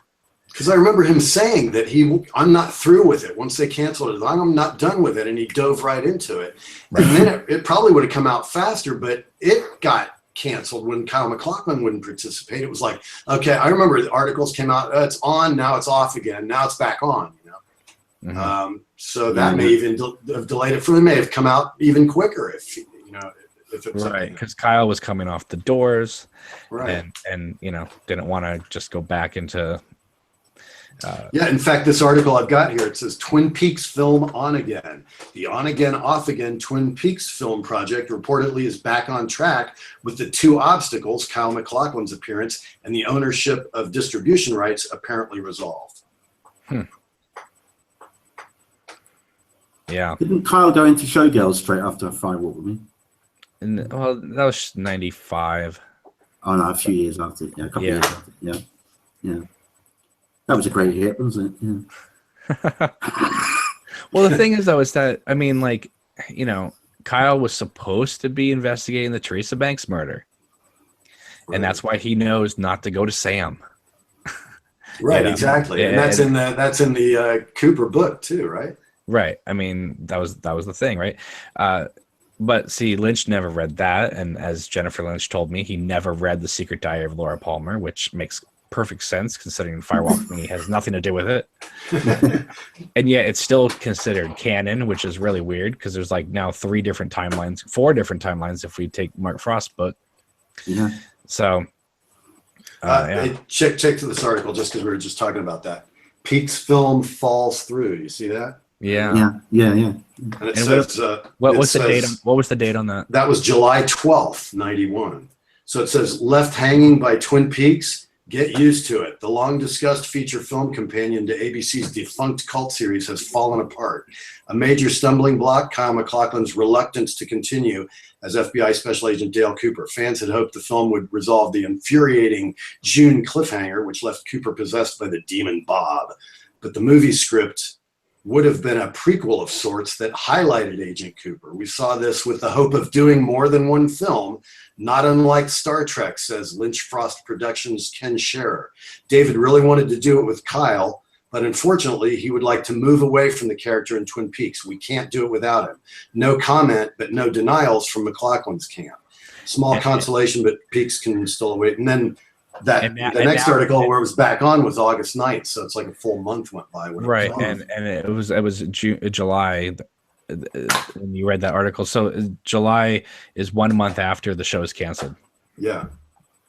Now look at Kyle now. He just can't get enough. It's like Agent Cooper was the role of my lifetime.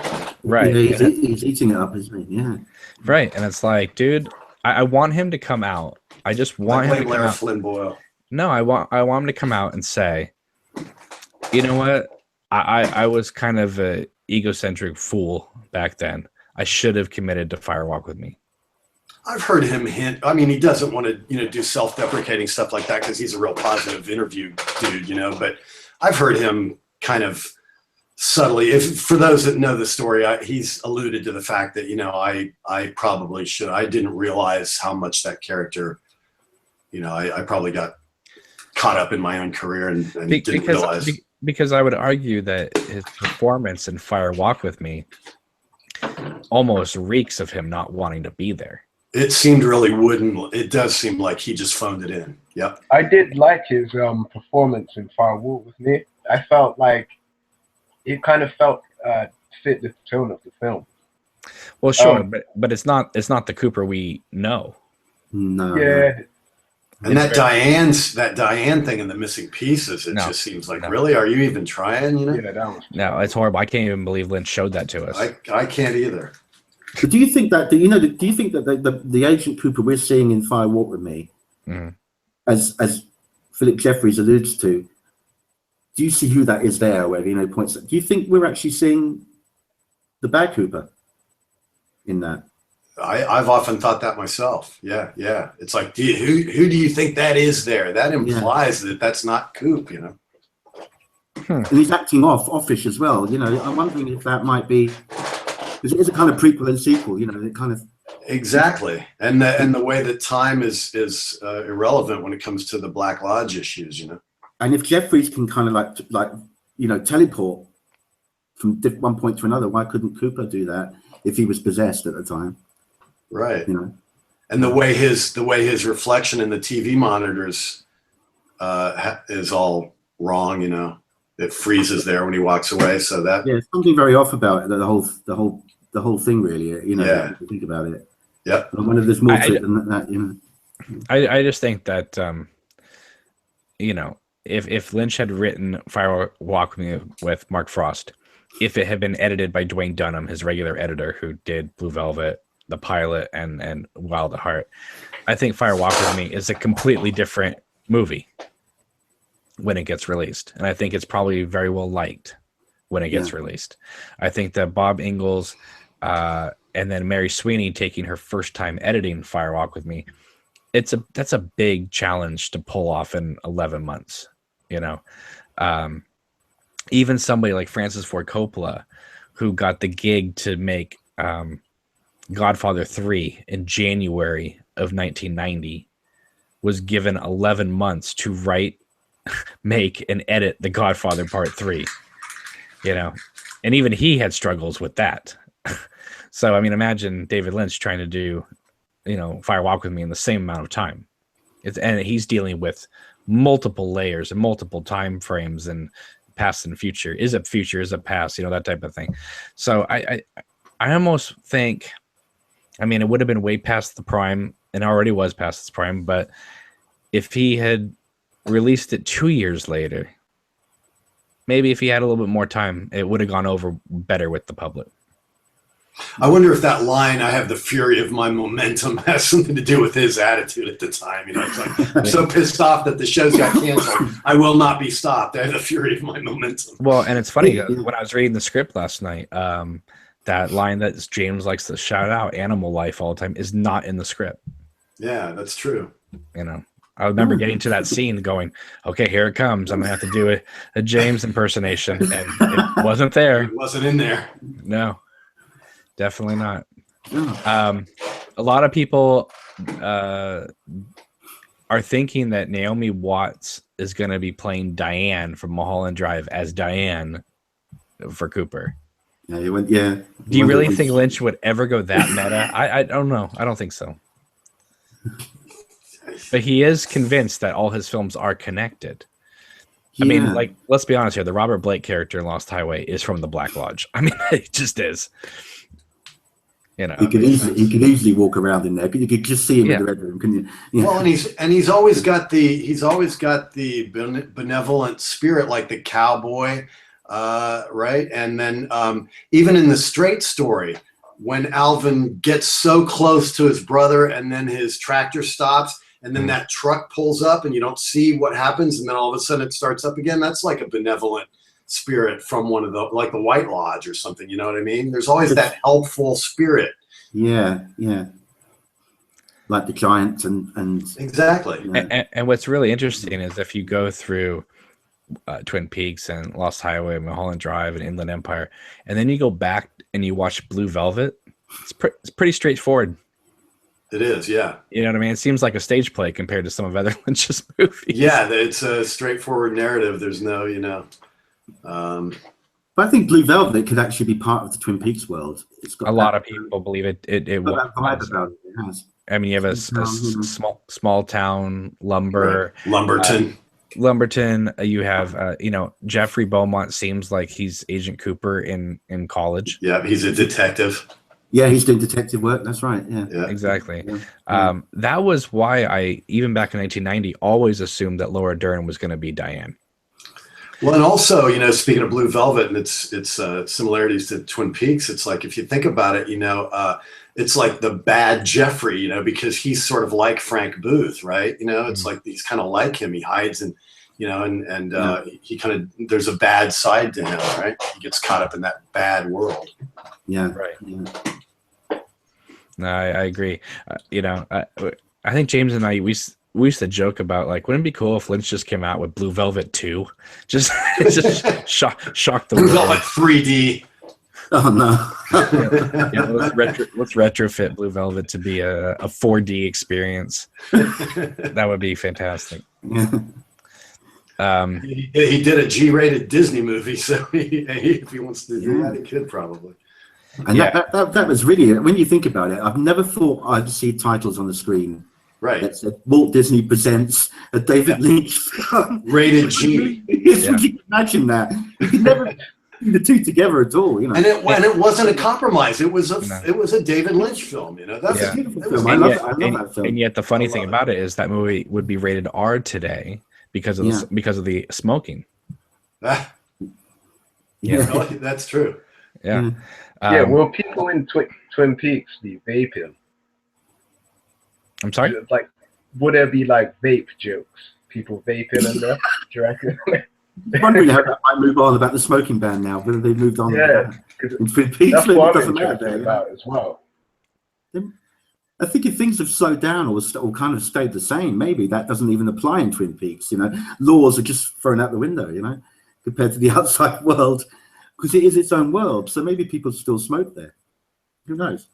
Maybe. I mean, it's Showtime, you know, they don't have to worry about, you know, appeasing like ABC, they couldn't have everybody smoking anymore. Right.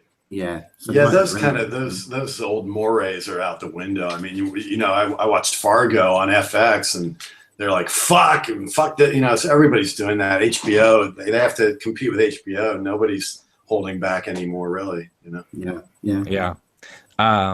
So yeah, one thing I've been talking about this week is just how much money that I've already like committed to this new season without even seeing it. Right, it's the monthly Showtime subscription, which I've never subscribed to my whole life, so I turned that on. That's $14.99 a month. Then after I cancel that, I have to have bought the streaming version, and then obviously I'm going to buy the Blu-ray version if that comes out, because you never know. Some of these studios are stupidly just still releasing just DVD versions. So, but hopefully they'll release the Blu-ray set, and then. But it cracks me up that they released that Blu-ray set of the series calling it the complete mystery when they knew full on that it wasn't the complete mystery. The complete mystery so far. Yeah. Because they knew even then, didn't they, that they were going to do it, didn't they? Oh yeah, because it was announced like 3 weeks later after it came out. Yeah. And I remember thinking to myself, "Oh my god!" But then when they announced it was 9 episodes. And then Lynch left and came back, and it became 18 episodes. I remember getting really worried because I thinking, okay, are we doing 2 seasons now? Or are they taking the story for 9 episodes and stretching it out to 18 episodes? Are we you know what I mean? So, and then we're going to get filler in there. So I wasn't sure like what they were going to do, but I don't know. What do you think happened there? I mean, how do you take it from 9 to 18 episodes? I think that they negotiated for 9, but the script demanded more, and that's why Lynch said, "I'm walking out if I don't get the money to do this the way I want to do it." And it's kind of like, give me the money, and I will. You know, I mean, because Lynch is notoriously actually pretty good with money, where he'll like, you know, focus on something and want to get that right, but then then the money guy comes up and goes, "Oh, well, we got to do this and this combined." And it's like, okay, he's kind of like conscious of that, you know. And it's not like Francis Ford Coppola, where it's like, give me, you know, helicopters and give me this. You know? Yeah, I mean, and also, you're only as good as your last movie. And Inland Empire lost a lot of money. Yeah, I think he felt really bad about that too. I think that's why he hasn't done another feature, because he lost money for people that trusted him, and I think that hit him hard. I think, yeah, exactly. And that movie didn't cost very much to make, and it still lost money. Yep. Yeah. Well, it was I mean, that's maybe it's heresy to some people, but I love David Lynch, and I went to the theater and watched that, and it's like, it's an incoherent mess. It seemed impenetrable to me at the time. How many times have you watched it? I haven't rewatched it because I had such a bad experience for the first time. I haven't gone back. Yeah, you know, the thing is, I think that first hour is pretty good. And then the problem I have with Inland Empire is that I can cut up that movie, throw the scenes up in the air, recut them, and it would still make as much logical sense. Like there's no order to the scenes. They just kind of start and stop. It was interesting because on that red carpet premiere thing with Entertainment Weekly tonight, when the host was interviewing Laura Dern, he said, "My brother is a huge fan of Inland Empire, and I have the DVD here. Would you sign it for him?" And she goes, "Sure." And she's like, "Oh, I'm so glad that you brought this Inland Empire. David would be so happy that you chose this one." You know? So that was kind of interesting to hear her comment like that. Yeah. It's a difficult one to pitch, though, isn't it? It's to get box office, seats, bums on seats, as they say over here. Well, Right. then he didn't play in many theaters. I mean, it only played in Yeah. select theaters. Yep. And I mean, when I saw it, it was completely packed. It was just wall to wall people, and you could hear a pin drop through the whole thing. And I mean, listen, I'm a huge Lynch fan. I have a whole Twin Peaks podcast. We talk about all types of stuff with him all the time. Too. But when it went to one of those fade outs towards the end of the movie, and then it faded back in, I don't know why, but as I was sitting there watching it, when it faded back in, out of nowhere, out of my mouth, I said, "Oh my God, it's still going on." It's still going. Well, and I hang on. I said that accidentally. I don't even know where it came from. It just came out of my mouth and loud, and the whole audience clapped when I said that. Does that I don't think it was an unusual reaction. I think it was pretty universal. And I'm very patient with all of his stuff, but for some reason I was just like, I love Hotel God, Room. I love all of the fringe stuff. And that one I just couldn't penetrate. And then I'd seen all of his website stuff, so I'd already seen all those episodes of Rabbits, which by themselves were like, okay, this is a funny kind of absurdity, and it goes on and on. It has these recurring things, but then incorporating that into Inland Empire, I'm going, is he just throwing everything in the kitchen sink in too, Well, that was the thing. I remember my roommate at the time, she said, with film, even though you can experiment, you still have to be disciplined because of the money you're spending. Whereas Inland Empire, I mean, he had videotape. He could just shoot as much as he wanted to. And so there wasn't a lot of restraint. And no script, he was just shooting on the fly. He was writing scenes while he was actually on set, I think. Yeah. I mean, I maintain, if you take Inland Empire with the more things that happen, the extra 75 minutes of it, I maintain that there's a great 95-minute movie in there, but you got to whittle away a lot of stuff to get to it. Yeah, I still haven't watched that and the other things that happened. It's like one chunk of Lynch I haven't seen. Isn't that scary? I mean, yes. it's like you're a huge Lynch fan. Yes. And you will not turn it on. I won't. It's like there's something holding me back because I don't want that feeling again, that I had when I saw it in theater. Right.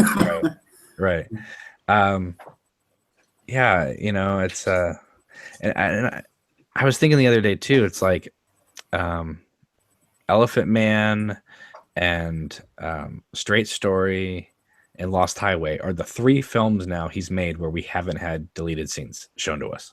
Yeah. And this is a director who once upon a time said he would never release deleted scenes. Like Kubrick, right. He said, I'll never release it. Right.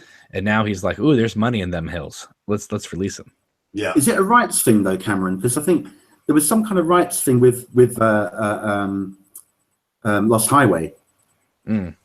Well, also his meticulous, where he's got to, color correct it and all that stuff costs money. So, because he sold a lot of things on, and apparently he said he didn't own a lot of the rights to some of the films he made. Most people don't. Well, and some of his financiers, went in and out of business, like that CIBY 2000 or whatever. Yeah, that's the one I was thinking of. Yeah. Yeah. Don O'Mano says, my biggest fear is that the new Twin Peaks will be Inland Empire, the TV show. I don't think so. Yeah. No. And Leonard says Mark Frost is there to keep that from happening. And I think the guys from Showtime, who had to see where it was going, that, everybody is, is so, some of the language that they're using, it goes beyond just saying, oh yeah, tune in, it's going to be great. Kyle MacLachlan's like, it's earth shattering. It's going to change TV again. It's like, you don't say that stuff if you're not fairly certain that you've got something good. Yeah, but at the same time, though, when you have Robert Knepper saying, every episode is a gift for the fans, it's like, you guys are building this up way too much. I know that, yeah. There's a guy here that's been on the chat for a while now, Leonard. He says he's going in with the lowest of expectations, so the only way to go is up. Yeah. I agree. I'm going in with no expectations other than I'm a Twin Peaks fan. I hope it's good, but I'm not going to I'm not going to be, dissecting it and tearing it apart. And this sucks. And this part's, I don't want to do that. I want to let it marinate a little bit before we start dissecting it and tearing it up. Right. And the other thing is can you really tear it up or even praise it without seeing the full 18 hours? I agree with you there too. Absolutely. I don't even know if you can say it's great. Because we don't know. Maybe hour 14 just blows it. Right. It's one long movie. The thing is with Lynch, with anything Lynch, to me, you can't make any kind of informed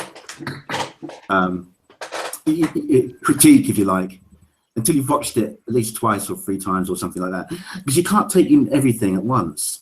There's so much detail and so much depth in his stuff. Yeah, I couldn't just watch the first episode and then do a critique straight after it. It just wouldn't. But I remember being in the theater with Wild at Heart, and it opens with that, just what I consider maybe the greatest opening credit sequence I've ever seen, with the flames and the wall of fire. Yeah, with the sound, with the Im Abirant music and the sound design. And then it dissolves into Glenn Miller's In the Mood, and then you got the staircase and the Sailor and Lula and the Bob Ray Lemon coming down, and the bashing his head in, and the slaughterhouse music starting. Yeah. It was right around that point. I remember turning to my friend and saying, "We're coming back tomorrow to see this." Yeah. Like, even without seeing the rest of the movie. Right. We were already convinced in that first 5 minutes that this is one of the best movies of the year.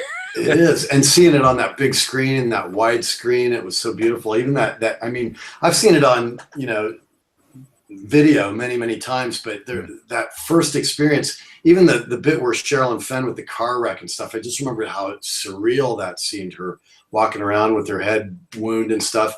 And that's a segment that a lot of people don't like, but it's like, I remember just being totally creeped out and feeling like this is a nightmare, surreal scene. It's an upsetting scene to see. Exactly. See the girl in that kind of state, it was so sad. Yeah. But it was also, but it also was Audrey Horne. Yeah. I mean, that movie came out, during the summer between season 1 and season 2. Mm-hmm. And at that point, Lynch was just no. He left during season 2 to make it. Remember? No. Oh yeah. No, that did not happen. But I mean, at that point, Lynch could just do no wrong. I mean, he won the Palme d'Or. Season 1 of Twin Peaks was a huge hit. He had a comic book strip that was being published in several magazines and newspapers. The angriest dog in the world. Yeah, he had a TV show. He had a TV show going to be produced on the Fox network at the time. Magazine cover. Yeah, the Time magazine cover. They called him the Wild at Art Genius. Right. Do you remember they even had, in addition to on the air, they had American Chronicles? Do you remember that? That's what I'm talking about. The Fox TV show. American Right. Okay. Yeah. But then you cut to 2 years later, you have On the Air, Fire Walk with Me, Hotel Room, all spectacular failures. Mm-hmm. And you couldn't even comprehend that On the Air and Fire Walk with Me came out in the same month. And On the Air had 8 episodes or 7 episodes done, and only 3 aired in the States. 3. That's true. Yeah. And they pulled it. A lot of people think the whole thing played. No, it was 3 episodes, and they yanked it.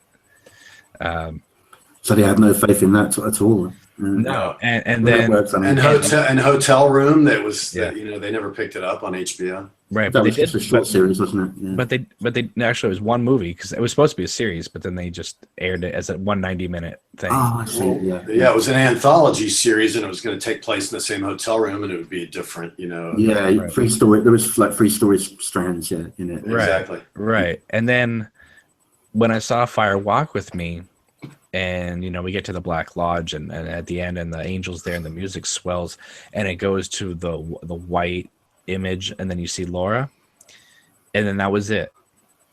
And I was convinced, because of the bad reception of everything, that I was convinced he had retired. He was done, and I felt that last shot was just to kind of bring it all back to Eraserhead's ending with the white light.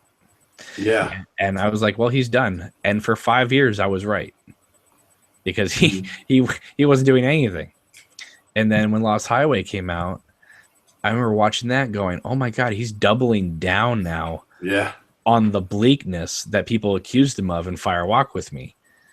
You know? Yeah, that's his grimmest movie. It's the only one that doesn't end on something positive. You know, it's just he's on that lost highway. That's it. You know, And it's a circle, and it, you know, Yeah. and it works as the story of Lost Highway. But the big issue with it is because it's a circle, there's not a lot of emotion you can put into that story because it's, you know what I mean? There's nothing to invest in because it is just one big circle. It's a loop. Yeah, what term did he use at the time to describe that? Psychogenic fugue. Psychogenic fugue. Exactly. Yes. Where it's Yeah, a which- repeated motif that comes back, but it's different, you know? And the weird thing about it too is, in a weird way, it's the one film of his that feels incredibly dated because of all the soundtrack and all that stuff. I mean, Well, you know, I heard at the time that he mentioned at the time that was inspired by the OJ trial. the first half. Yeah, because it's like, Yeah. well, think about it. The whole thing, it's like it's I murdered somebody and I've lied to myself so much that I've convinced myself I didn't do it, to the point where I'm even a whole different character. You know, it's kind of like that's the theme of it. You know, and then his conscience finally brings him back and reminds him that. But then, you're a murderer. but then after Lost Highway, the Straight Story comes out, and that's the complete different movie. Yeah. But what people don't realize is that he shot the Mulholland Drive pilot prior to the Straight Story. Yeah. So that's why the Straight Story and then the Mulholland Drive feature film, when he got the money to finish it off, that's why there's such a close release date schedule, 99 to 2001. It's really compact. Right. And so a lot of people think, oh, he just like cranked out Mulholland Drive. No, he cranked out Mulholland Drive like the year before Straight Story. They were trying to shop it to AVC. Yeah. They didn't pick it up. So the guy hated it. They showed it to whoever the executive was, and he's just like, I hate this. I guess he was like on the phone during most of it and stuff. But it's fascinating to think that if it got picked up, Naomi Watts and Justin Theroux would have been TV stars. Yeah. It's fascinating. Family Guy says, I'm wondering what Frost meant when he said to the guy on Twitter to not sleep this week because he would miss something. There hasn't really been that much dropped. There hasn't been a lot dropped, but there's been a lot of publicity. I think that's what he was saying, is just pay attention. It's going to be fun. We're going to do these red carpet things and stuff. But yeah, I was kind of expecting more too when he said that. I was kind of expecting something really cool to come out, but I guess they can't. We're this close now. Why drop anything that's going to do anything? It's time to watch the show now. It's 2017. We're a day and a half away or so from it starting, right? Yeah. I can't tell you anything about this new season, and that's beautiful. I never thought this would happen. I know, it's great. I like that too. I remember talking to Catherine Nicholson before she died, and I said, how are they going to do this? And she was convinced that Lynch would find a way to do it, and I wasn't. I thought Lynch would be trying to do it, but social media would usurp it, And it seemed like it was going to go off the rails real quick when they first started filming in Snoqualmie, where those shots from the set. But it's like so many people, I guess, just respect him. And, I'm one. If I knew all the spoilers in the world, I would hate that. It's like, I don't want to know. But I think what he did, which is very smart, which is he went all interior. He grabbed the shots he needed outside, and then they went inside the studio. And when you're inside the studio, you control it. Yes. Yeah, that's right. Yeah. So, so when you, that's their contracts just must be ironclad. I mean, they just must be, there must be all kinds of hell to pay if they. Yeah. Well, when the first disclose anything. Yeah, when the first series was out, every script on it had the words on the title page, "Loose lips sink ships." Yeah. And that was before social media. Yeah. So they really made sure that nobody could say anything.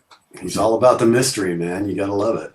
But I'm absolutely astounded, and I have to tip my hat to them how well they've kept all this secret. It's amazing. In this day and age. Yeah, it is a magnum opus to do that. yeah. Now, You know, it's incredible. Now, fortunately or unfortunately, people who worked on the film, some people reached out to us and said, we're not saying this is in the show, but it might be in the show. And so I made a little video about it saying, hey, just so you know, this is what I heard. This, I don't think it was too much of a spoiler, but this could be real. This could be not. What do you guys think? You know what I mean? Right. And yeah, and then we were contacted saying, shh. So it probably is in the show of what I said. Oh wow. Yeah. They were just like, don't say anything more. And I was like, well, I don't even know if this is true. But them reaching out to me, I guess it might be close enough. So interesting. And I don't even know. Do you wish you didn't have that knowledge? No, because I don't even know what the hell I said. so vague. Even anything that's super vague, they don't want. Yeah. Right. And it was it was like I go, this doesn't ruin anything for me. If anything, it gets me more intrigued. Yeah. But I don't even know like how that would even pertain to anything or how, you know what I mean? Like I was just like, well, this could be this and this could, I don't know, but they said, shh, don't say anything. I was like, well, I don't even know what the hell I reported. I just was like, well, I got these disembodied fragments here. Isn't this interesting? It's like that Good Morning America thing where Jim Belushi said there's a party scene and then immediately they looked over at him like, hey man, don't go there, and he's like, oh yeah, you're right. But it was so innocuous, but still they just were like anything that even hinted of a spoiler, they're just like, no. Right. Drake says, this reminds me of Richard Linklater and Before Midnight, that nobody realized he shot it until it was ready to play. Yeah. Or like Boyhood he did over all those years without, it was a secret project kind of thing. Exactly. Direwolf says, how about Kyle saying there's a good chance for season 4? I almost take that as a spoiler. I mean, they could always, make us. I think Showtime is hopeful that it's a huge hit and they want to do more. But I don't think that Lynch and Frost would be involved, and that's maybe where they've gone. It's kind of like the Lost guys. When Lost ended, they went, it'll probably live on somewhere as a franchise, but we're done with it. I think it's probably the same thing. It's like Showtime has the rights; they can do with what they want, but they're going to have to do it without us. So we'll give it our blessing if it goes there, but let's just get through these 18. And how can let's not ask for season 4 just yet. We're in premiere week for season 3. Come on, let's not get ahead of ourselves. And who knows? We might want to strangle everybody involved by the end of the season. So exactly. we might not want season 4. Right. I mean, I don't want season 4 without Lynch and Frost.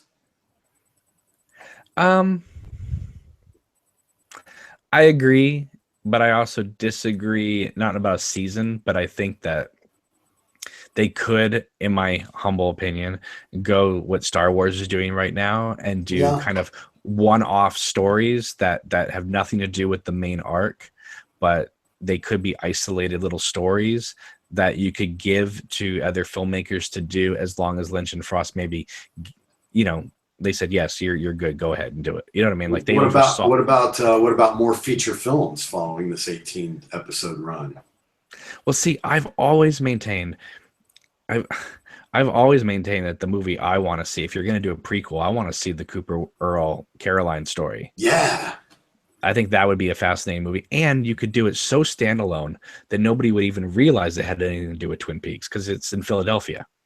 Huh, true. And I always thought that if you shot it in Philadelphia in that 1991 Orion film stock from like The Silence of the Lambs, that would be an amazing movie. And you could tell it in a way where people wouldn't even need to know anything about Twin Peaks. They could just go and see a movie about a guy who falls in love with his partner's wife, and gets plugged for it, Yeah, and if they're, HBO's talking about 5 different Game of Thrones spinoffs, that, it's like, I guess you could do that with Peaks too. On some level, there's enough areas to go into. I mean, there's a lot of stuff you could go into. Hell, obviously you can't do it now, but I would almost argue Fire Walk with Me needed to be its own season of television. Mm-hmm. And in fact, the other day I even brought up, wouldn't it have been cool? Even though I love the whole Earl and Annie and Cooper storyline, wouldn't it have been cool is after the murder was solved, if the entire back half of season 2 had then, instead of saying 3 days later, say 2 months earlier, and the whole back half is Fire Walk with Me. I don't think they would have lost a lot of viewers for that second half if they had, now Cheryl Lee was back as Laura Palmer and we played out her story and the season ended with her murder. Mm-hmm. That would have been amazing. Yeah. And probably would have been back for season 3. So hindsight's always 2020. Yeah. Oh yeah, Leonard says, I don't care about spinoffs, but just no J.J. Abrams, please. No kidding. Hands off this franchise, JJ. I agree. But see, yeah, who knows? It's like Lynch Frost, bad robot. Yeah, but they might. They might. We don't know. This whole new series could be like The Force Awakens. It could be about these a newer generation. Yes. And they're searching for, instead of Luke Skywalker, they're looking for Agent Cooper. It could very well be that. I could see it where, Tamara Preston at the end of episode 2, comes across Agent Cooper old and decrepit inside the Black Lodge and pulls him out or something. You never know. Yeah, they're introducing so many characters here in season 3 that they could, I guess, conceivably do season 4 without any of the original cast, and just have a whole new show at that point. Right. But do you really want to see Twin Peaks season 6 airing this fall on Showtime? It's like, I don't know if I don't know if I want to go there. No, yeah, I want it to end after season 3. I want it to be just like one story from start to finish, just done within these next 4 months. And then I would like to see more. And then you have Mark Frost's book, The Final Dossier, comes out, and it's called The Final Dossier. So that says to me it's over, or at least this incarnation of it. Yeah, I think their involvement will be over at that point. Well, come on. Lynch is in his 70s, right? So yeah, exactly. Maybe they've got things in place just in case it gets picked up, and they've got people on, that they're approaching to bring it on to the next stage. Maybe it'll be interesting, though. Even these new actors and actresses, whether they, if there was a proposed season 4, whether they would do it, and if Lynch and Frost weren't involved, would they? Right. It's kind of like, it's kind of like, I don't know. We don't want to. It's a kind of blasphemy to go on, Yeah. Well, let me throw out this question. This is something I've been asking people all week long. We're getting the 2 episodes, and then I guess you're saying Skylantic's getting 3 and 4, and we're going to get at least streaming 3 and 4 that first night. And then we have to wait 2 weeks until we get a proper new episode, because they're going to air 3 and 4 on Showtime the next weekend. Right. So why drop 2 more episodes that night? I think it's to let people free up their Memorial Day weekend, to be honest with you. Okay. So, because my theory was that episode 4 is going to end with like a big cliffhanger to make us go 2 weeks. I think that's probably true, but I really think the scheduling was just to allow people the option to watch it in a chunk, to satisfy the fans, to get them salivating for more, and to free up the Memorial Day weekend. Okay. I think it was a promotional tool, really, Cameron. I think, just to get people's joining Showtime, doing this, subscribing to it more. It was just like a little sugar, kind of a thing. give them that little bit extra so they come on board. Right. So you don't think Cooper gets out of the Black Lodge at the end of episode 4? I think he may come out at the end of episode 2. I don't think it'll be too long for him to get out. But I can see them dragging it out. Well, because I think it'd be quite quick. But they always said that he was going to come out of the lodge early in season 3. Yeah. But then what is all this talk that, David Nevins has said basically the overarching storyline for season 3 is the odyssey of Agent Cooper getting back to Twin Peaks or something like that. He's made that. Well, maybe the odyssey of Coop. Maybe they got to trick the doppelganger to come back or something. Because I got to tell you right now, if this thing begins and Cooper is already out of the lodge and we didn't get to see that on camera, I'm going to be very upset. Maybe good Coop will get out of the lodge and have to find bad Coop. Maybe there'll be 2 Coops running around, It'll be like the Parent Trap, the dark version. Right. Exactly. Yeah. I just want to see. And maybe Cooper. That's why it goes to different locations, because there's a chase on, Yeah. I mean, like they said it's going to take place all over the country, if not all over the world. Mm-hmm. I mean, they went and shot scenes in Paris.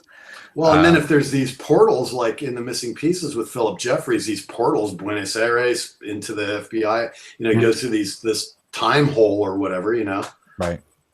That could be there could be a network of those kind of holes in the world, that could cause them to teleport. What if it begins with a planet of cream corn exploding and a spaceship flies to Earth and they land in Twin Peaks? Yeah. I can see I can see it where it could begin with Cooper coming out of the lodge, and then he finds out what's going on throughout those 25 years. I can see that happening. Mm-hmm. I'm just hoping it's at least give it to the end of episode 2 for it to come out. Mm-hmm. Yeah. Yeah, I mean, but then what do you do for the next 16 episodes? I mean, do you think it's going to be one story like the what's introduced in episode 1 will be concluded in the final episode, or do you think it's just going to be like evolving and changing like as it goes on? I think it might do that. I think maybe episode 5 it shifts again, and then episode 8 it shifts this way. I don't know. It's going to be like Cooper sees this in episode 1 and we follow that all the way to the end. I think it's going to just there may not be an overarching storyline from 1 to 18. It may bloom out and like a flower and go to all kinds of unexpected areas, Mm-hmm. It's interesting because when Jennifer Lynch told me that her dad was working on something that was going to be mind-blowing, I wasn't, obviously, I mean, I thought she was referring to another movie, but if she was referring to this, I mean, is there a way, because Lynch did tell Charlie Rose that he felt that his films were all connected, but he didn't really dive into that. But I mean, is it possible that he might try to pull some of these worlds together if we're dealing with time dimensions and portals and stuff? We're going to see the lady in the radiator in the Black Lodge.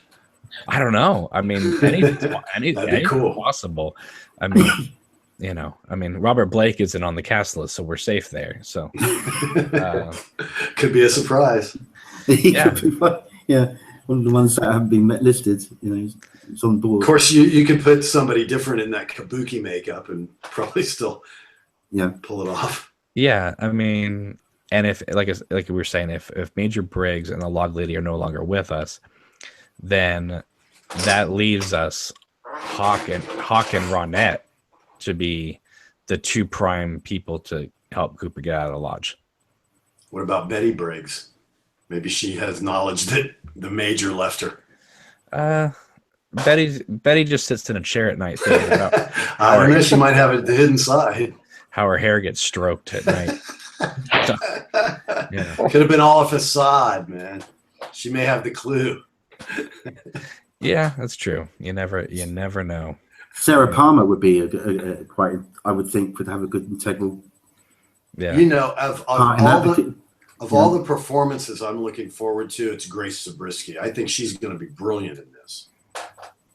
Yeah, 25 years of grief and despair, just that still where she's buying, going down the booze aisle and stuff, and that the way her character was in that black and white sequence on the, in the box set, where they were all in character talking to David Lynch. I mean, I think she's going to be amazing.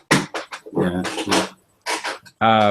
So I have to ask you guys, since you been following the podcast, what have you been thinking of my crazy ass theory this week about the idea of them reincarnating Laura Palmer? That if spirits can move in and out of the lodge, then perhaps her bad self, her doppelganger, is the one that died, and the good one that's in the lodge with Cooper can get out too. Yeah, I don't have any problem with that. If time makes no sense in the lodge and the anything goes in that area. Because I really do think that if Grace Zabriskie is really depressed with despair, that if the show headed towards an ending where Laura is alive and comes back home and it ends with Sarah in the kitchen, older now, going, Laura, breakfast, and Laura comes down the stairs as opposed to her mom going up the stairs and finding out she's not there. Right. That would be an amazing, insane thing to end Twin Peaks with a happy ending, which I do think we're heading that way. I don't think we're going to end dark and serious. No, but because then they'll take it from that point. The ceiling fan will come on, and then Grace Zabriskie will be Bob, and Laura will get killed again. And that's how it'll end. I mean, I could see that. I could see Laura coming down the stairs, having breakfast, whatever, and then everything's great and peaceful. The camera pans, shows the empty staircase, and the fan starts, and that's the end. And then they get on the white horse and ride away. Yeah, into the light. Yeah, and Leland's there waiting. Into the light, Leland. Into the light. Yeah. Well, it's going to be interesting to see what role is Ben Horn going to play in this new series. I mean, do you want to see a kind of a cheesy ending? A lot of people thought Fire Walk with Me with the Angel was a bit cheesy. I think it's beautiful. It's like I said when I was reading the script. There's no mention of the angel at all in that script. Right. There's not even the line of Laura. I mean, what seems hokey, like the Robins at the end of Blue Velvet, David Lynch is the only one that can pull that kind of hokiness off, that Moony Spoony Junie love stuff, because he's so sincere with it. It's hard to pull off, but he does it. But do you want to see that kind of an ending for this season 3? I don't think you like that, but well, I don't know. I mean, I could see it. I mean, this is insane. But I mean, I could see. I don't think this is going to happen, but I mean, I could see an ending where Blue Velvet has just this happy ending of Cooper and not Cooper, Jeffrey and Sandy looking at the Robin outside the window. Mm-hmm. I mean, imagine an ending of Cooper and Laura out together, Right. Just, well, and think of Wild at Heart, because in the Industrial Symphony, that's the dream of the brokenhearted. So it's like the alternate ending where they don't stick together. In the book, they don't come back together, right? So no, the book, the final chapter says, Sailor walked away, right, and Lula led him. And you get that in Industrial Symphony, the first scene of them, that's the dream of the brokenhearted. So, but he likes the happy endings. He did. He rewrote Wild at Heart to have a happy ending. And there is I don't know if it's online, it must be, but Siskel and Ebert did a huge hour-long special about movies and commerce and how studios worked. And they show some rough cut footage of Wild at Heart. It's a scene in the movie, so it's nothing too special. But Lynch says in this interview, which is interesting, they did a Siskel and Ebert interview since Ebert destroyed Blue Velvet. Notoriously hated, yeah. Yeah. But then from the straight story on, gave every single one of his movies 4 stars. Yeah. Lynch said that he did not make that ending of Wild at Heart to give his film a commercial chance. He said that he could not live with himself. Yes. If Sailor and Lula did not end up together. That's what I mean about his sincerity. He can pull those kind of endings off because he's so sincere. But what's great is he didn't just change the ending and have them live happy ever after. He still gave us the ending of the book. He leaves Lula. He kisses her goodbye and walks down the road. Right. And that is exactly where the book ends. So he gave us the book. He just gave us a little epilogue. Right. It's kind of like the opposite of Kubrick with Clockwork Orange, because the book actually has that 21st chapter with the happier ending. You know, Kubrick's like, no, I want to end it on the end of chapter 20, a grim ending. Well, you know what happened there. The British version of the book did not have the 21st chapter, right? And he was living in Britain. He never saw the 21st chapter. And somebody pointed it out, and he's like, no, I like it ending there better anyway. Yeah. He's right. Yeah, he's right. I agree. You know. Yep. So, but I love the fact that Lynch gave us the Wild at Heart book ending and then said no, but he didn't just have them happy together. I mean, he tied it back into the Wizard of Oz with the Good Witch. Yeah. You know, and then he brought it back home with the Love Me Tender, which he says earlier in the film he's not going to sing to anyone but his wife, right? So now we get confirmation he's going to marry Lula. It's just it works totally. And you know, and then, you know, Lost Highway has kind of a downbeat ending. Mulholland Drive has a downbeat ending. Inland Empire, I don't even remember. I remember some monkey. And is there an ending? Yeah. I don't think there is an ending. And that's been it. I think that when Lynch does a satisfying ending, it's usually a happy ending. Even The Elephant Man is bittersweet, but it's still even Eraserhead, in heaven everything is fine. Right, exactly. Yeah. Exactly. You know, even Dune, I mean, he is the Kwisatz Haderach. I mean, you know, he gets, you know, Paul Atreides becomes the man. Mm-hmm. So straight story, he's back with his brother. Yeah, they look up into the stars. It's beautiful. Really. So I think if you look at Lynch's overall career, I would say it's probably a 75 to 80% chance this season has a happy ending some way. I just think I agree. I don't think he's going to leave it on a grim note. I can't see Cooper, you know, being chased by, like I've said this week, two elderly little people, and then he blows his head off on a pillow, and that's the end of Twin Peaks. Right. You know what I mean? Like, no, I don't buy it. See, the thing is, he's already done the shocking ending at the end of season 2. Yes. You know, I don't think they can resolve it the same kind of way again, and have something that dark, you know, and think, oh, what the hell, you know. What would be the point of doing it? What's the exercise that he's going for there? Because like I said, he never intended that season 2 to be the end of the series. Yeah. But it was a very, very dark ending, you know. It was. And you thought, oh no, where do you go from here? Cooper's corrupted now. Right. And that ending that ending could be the whole reason we're talking about it all these years later, because it didn't resolve, you know. Right. Yeah. I mean, like if they had given us a happy ending at the end of season 2, we don't have a season 3. Mm-mm. Yeah, and it's it makes your mind go berserk. Coop is Bob. Wow, you know, I mean, you can't stop thinking about that concept. Do you guys think that Laura would come out like midway through season 3, or do you reckon it'll be the end if she was to come out? I don't think she's coming out at the end. I think she's coming out in the middle. She's got stuff to resolve. That's what I'm thinking. What if it's another lookalike and it's not Laura? What if it's another Maddie type deal?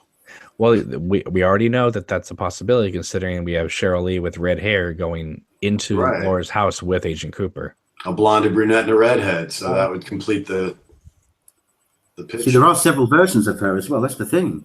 You know, in the logs, you got her, Laura, in there. Right. You got her doppelganger. You got Maddie and her Maddie's doppelganger. Mm-hmm. And then you maybe the redheaded cousin as well, possibly. And then you also have what James threw out to me a while ago, which is when you look at the missing pieces, it's like, did Cooper really save Annie in the lodge and get her out? Is she traumatized at the end of the missing pieces, or did her doppelganger get out and Annie's still trapped in the lodge too? Because she is wearing Caroline's dress. The dress thing, yeah. Which is not addressed in the screenplay. In the screenplay, it's Annie Blackburn that's out, and it very, very well may still be. But I mean, do you think that her doppelganger's the one got out, or do you think that she's just traumatized and says, the good Dale's in the lodge and that spiel again? I think she's. I personally think she's traumatized. Yeah. I don't think they would do the doppelganger with her because of Cooper already. I could see it happening, but I kind of doubt they'd go there. Yeah, that's another question I've got as well. Is do you reckon Annie will be in this new season? What's the possibility? If I was a betting person, I'm going to be wrong, but I'm going to say 100%. I mean, I just don't. I don't see how you can continue without Annie Blackburn. Especially when Lynch has said, Fire Walk with Me is utmost important, and that scene where she appears to Laura is the key scene. It's like, I know that she wrote it in her diary, and then that opens up the possibilities for. There's that, and there's also the fact of it's the key scene because that is the scene that changes your whole perspective as to what is going on. Because at the end of the series, we are left with the idea that Bob has possessed Cooper. And then the movie, we find out, no, only that bad version got out and the good one's trapped in there. So our hero Cooper is not possessed by Bob. No, he's divided into two halves. Right. So that changes the game plan by having that exposed to us, which I was quite relieved when that happened in the movie. Because like I said, I mean, it made me think that Twin Peaks I was like, really? So it's not about this town and Laura Palmer and everything. It's about Cooper arriving to town as an innocent and leaving as a corrupted individual. And I thought that was so downbeat, and then the movie changed that perspective. So, but it's so amazing that we're going to start having answers to these questions. Which is also scary because we may not like some of these answers. But it's not. I don't think it's up to us to. I don't know. I hate that. It's like, oh, do I like it or don't I like it? It's like it's going to be it's going to be their vision. Right. It's what they're going to give us. So it's like, if it doesn't jive with what we had in our heads, that's okay with me. As long as it feels consistent. Yeah. I don't want it to where it's just completely the opposite of where it doesn't feel right, but I'm supposed to go along with it. Yeah. Well, no, I won't be one of those people that praises it if it completely is off the rails like Inland Empire. I'm not an apologist to that degree, but I don't think they're going to do that. I really think they're going to give us a satisfying story. I have faith in it. Mm-hmm. And what do you think the audience reaction is going to be over the next 4 months? I kind of feel like you do, Cameron, where it's going to be a repeat of, everybody tunes in and then they slowly tune out and the hardcore stay with it till the end and love it like we do now. But a mass appeal thing, I don't think that's ever going to be in the cards for Lynch like it was. I think he had the lightning in a bottle at one point, but he hasn't been able to sustain that. And I don't think that's his goal, Right. I mean, I don't think Showtime is requiring that of him. They want the art piece. They want the showcase thing. Right. Yeah. What do you think, Frank? I don't think it's as far as Lynch is concerned. These execs and everything, they all bang on about ratings. It's got to be high, otherwise it gets dropped. All this rubbish, But quality matters. That's the thing, really. The rating side of it. I don't really care about that, and I don't think David does. I don't think that's really on Lynch's mind at all. As to how well it does in the ratings situation. I don't think he's thinking about any of those particular those details. He just wants to tell this story again. He wants to go back there and tell a story, and I don't think maybe he is a little bit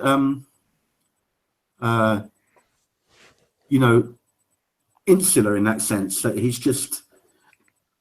he wants to tell the story he wants to tell, and maybe he's not really concerned about how people are going to view it and what they're thinking about it. He's not. He's a true artist that way, where it's like, I'm not thinking about, he's not self-conscious as an artist in that way. It's like he's going to do what he does, and once he puts it out there, it's out of his hands. It's how people react to it, he can't control. That's right. Yeah. Well, yeah. I'm not referring to how Lynch should look at it. Like, he should not be creating and being like, well, how is people going to interpret this? Yeah. I'm throwing this out there as just a fan of the show who has been there and seen the ups and downs of the series all the way through. I'm just, as somebody who enjoys looking at patterns of social media and entertainment, I'm just curious to see what's going to happen. What's going to be the peak and what's going to be the drop? Does it sustain itself for 4 months? Does Game of Thrones usurp it and people just forget about Twin Peaks when it's on? I'm just curious to see what happens as just people watching it. What's going to happen? It's kind of ballsy to take on Game of Thrones, but which is a drag that it's going to have to compete with that, because I watch Game of Thrones. I mean, people will say, "Oh, it's not competing because people can DVR this." Right, and stuff. right. But it is competing for press. And if the press goes off with Game of Thrones and Twin Peaks in July is like not even being written about anymore, right? Because all these articles are coming out today because Twin Peaks is coming back, but are they going to be able to maintain this level of press all summer long? This is what Showtime wants. And this is why they hope for a season 4, because they know they are going to lose how many subscribers the day after. I mean, I'm canceling my subscription the day after it's over. Right. And the series had the critics, a lot of critics were behind it. There was always people slagging it off, but but a lot of I remember Matt Roush in USA Today wrote nothing but really thoughtful, positive pieces on it. It's like Peaks in the Valley of Hiatus. Well, it shouldn't be, and they had a lot of support. So I think that's probably what they're going for, is that they want to be critical darlings, and hopefully that'll attract people along the way and ultimately sell through when the box sets come out and stuff, Right. People are saying, I don't think they are relying on the old audience for this to work. Somehow I doubt it, because that old audience is what brought it back. For the most part. I mean, obviously there's new people, but it was the old audience who bought the Blu-ray set, who bought the gold box, that, and all that. So, but I think they really need new viewers. They're not going to, what they're saying is it won't be enough if just right, us old first generation people tune in. No one else does. They want a younger, new audience. Yeah, they've got a pitch for the wider. They're trying to get as many people as they can to watch it. Well, obviously, yeah. That's the goal. But will the young hipster audience watch this? Take to it, yeah. Will they relate to it? Because a lot of the old actors, they may reject that. I don't know. It'll be interesting. Yeah, I'm interested. It's all up in the air at this point. But I can see it being some of people would wait for it all the episodes to be out so they can binge watch it. I think when all the episodes are out, then that's kind of when the younger generations would grab their hands on it. So, because Netflix kind of spoiled people. So do you think Lynch made the wrong decision by doing it in the weekly installments rather than dropping it all at once? No, because when you drop it all at once, listen. People, you watched the show when it was originally on. Mm-hmm. When the show was originally on, you watched an episode, and for 6 days you thought about it. Well, I like that format, and I understand that's what he wants. He's like, I didn't waste 5 years of my life to drop it all in a weekend. He even made that comment or something along those lines. So I totally get that, but I'm saying, the younger viewers' habits now are binge watching. So has he made a fatal mistake by not giving them what they want based on their lifestyles? I don't think so. I think it's good for the people who were there since day one, and that's the way they grow up with it. So, like with me, I'm more of a recent person who's watched it. So for me, binge watching it would have been fine, but watching it episode by episode, I can see it being good, because then I'm left wondering, oh, what's going to happen in the next episode? Oh, did you see that episode last night? Sort of thing. And another, good. I'm glad you feel that way as a younger, newer viewer, because that gives me hope that it works. And it didn't hurt shows like Lost. They want that week in between to discuss it. I think they're banking on that. The internet discussion fueling it and getting more people interested. Yeah. I think it's a very good. I think it's a good. I wouldn't say it was a gamble, but I think it's a good decision he's made. Well, there's another great thing about it, which is it makes everybody on an even playing field. Because if you drop it all on one weekend, some people are going to just watch it all in one sitting. Some people are going to space it out, and the mystery is over because it will be all over the internet. True. Yeah. If you do it week by week, everybody watches it at the same time. Everybody's on the same page. You're More right. like an event. Yeah. Oh yeah. Yeah, and like it was originally, like the water cooler moment. As they say, they always bring that up in interviews about when it first ran.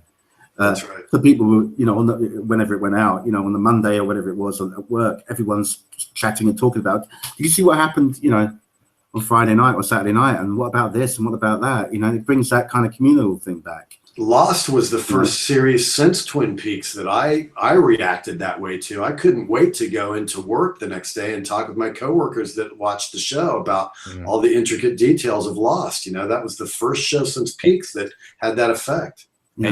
And yet, all the other shows that we like that maybe give us a similar vibe of Twin Peaks that like became like obsessive type of shows, all of them lasted longer than 2 seasons. Yep. Except for Firefly, maybe, but all right, let's see. Rob says, I think that probably the new series will start with a new story thread, and this then will slowly tie into the old mystery and Cooper's whereabouts. That way, old viewers would still be able to get on board. Do you think Cooper is wreaking havoc and murdering and stuff like that? No. Well, here's the thing. I mean, Bob had possessed Leland, in Mike's words, for nearly 40 years, right? That means from age 38. No. Okay, let's say, because Leland's older than 44, so he was a small child when he got possessed. So let's just say from 43 to 45, right? That's the only time Bob as Leland killed anybody. Teresa Banks, Laura Palmer, and not Ronette Pulaski. So what the hell was Bob doing to Leland for the whole first part? He wasn't killing anybody. So that's what I'm thinking. That's what I'm thinking about with the Bob Cooper thing. Yeah. Or even if it is Bob, whatever it is now in this new series, because they've got all that kind of all the different places they're filming in. He's time jumping all over the place. He could be up to just being an absolute bastard, basically. Yeah, it's like that, and just messing up things and corrupting things, not murdering anyone, right? Screwing up stuff and and causing an absolute, causing havoc, basically. That's why it would be interesting to, like you said, revisit the Leland as a boy subplot and see how that developed. Was he killing little animals like a Jeffrey Dahmer? You know how serial killers develop? They like abuse animals when they're little boys and stuff like that. Like, how did he get to the point where he started becoming a serial killer? Yeah. I mean, but I don't want to be flipping time frames where it turns out it's Cooper as an old man is the one that molested Leland and turned him into Bob. Like I don't want that kind of a time frame. It's all one big circle loop, one big hologram. Yeah. Although it could be, that may be what the ultimate truth of it is. It's all a big hologram.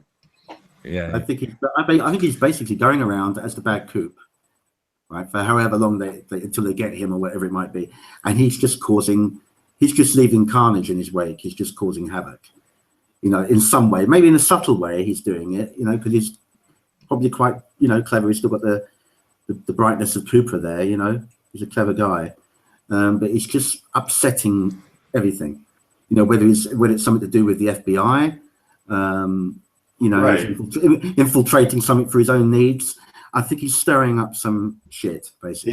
He's throwing a spanner in the works, as you might say. Yeah. Family Guy says it's a good thing they didn't drop it all on one weekend because people would just skip to the last 10 minutes and spoil the ending for everybody. Yeah. Yeah. Agreed. Yeah. So are you guys still on the internet, like social media and stuff, besides obviously this YouTube video? Or I am. I'm a little hesitant after tonight's premiere to get on now because it is so close. I don't want to see anything, but I think I'm good enough with knowing what I'm looking at that I can tell if there's any spoilers and avoid them pretty easily. But I may, it's the weekend. I may go out and try not to be on the computer as much as I am this weekend, just to avoid any possibility. Yeah. You see, over here we have to avoid it a bit, a little bit longer going into Monday. Because you have the time shift, right? Yeah. Yeah. But they are repeating it again on Monday night over here at 9:00 as well. I don't know if it's the 4 episodes they're repeating, but they're certainly doing the 2-hour one, the premiere thing. So people that can't, they can't keep, haven't got matchsticks to keep their eyelids open. Right.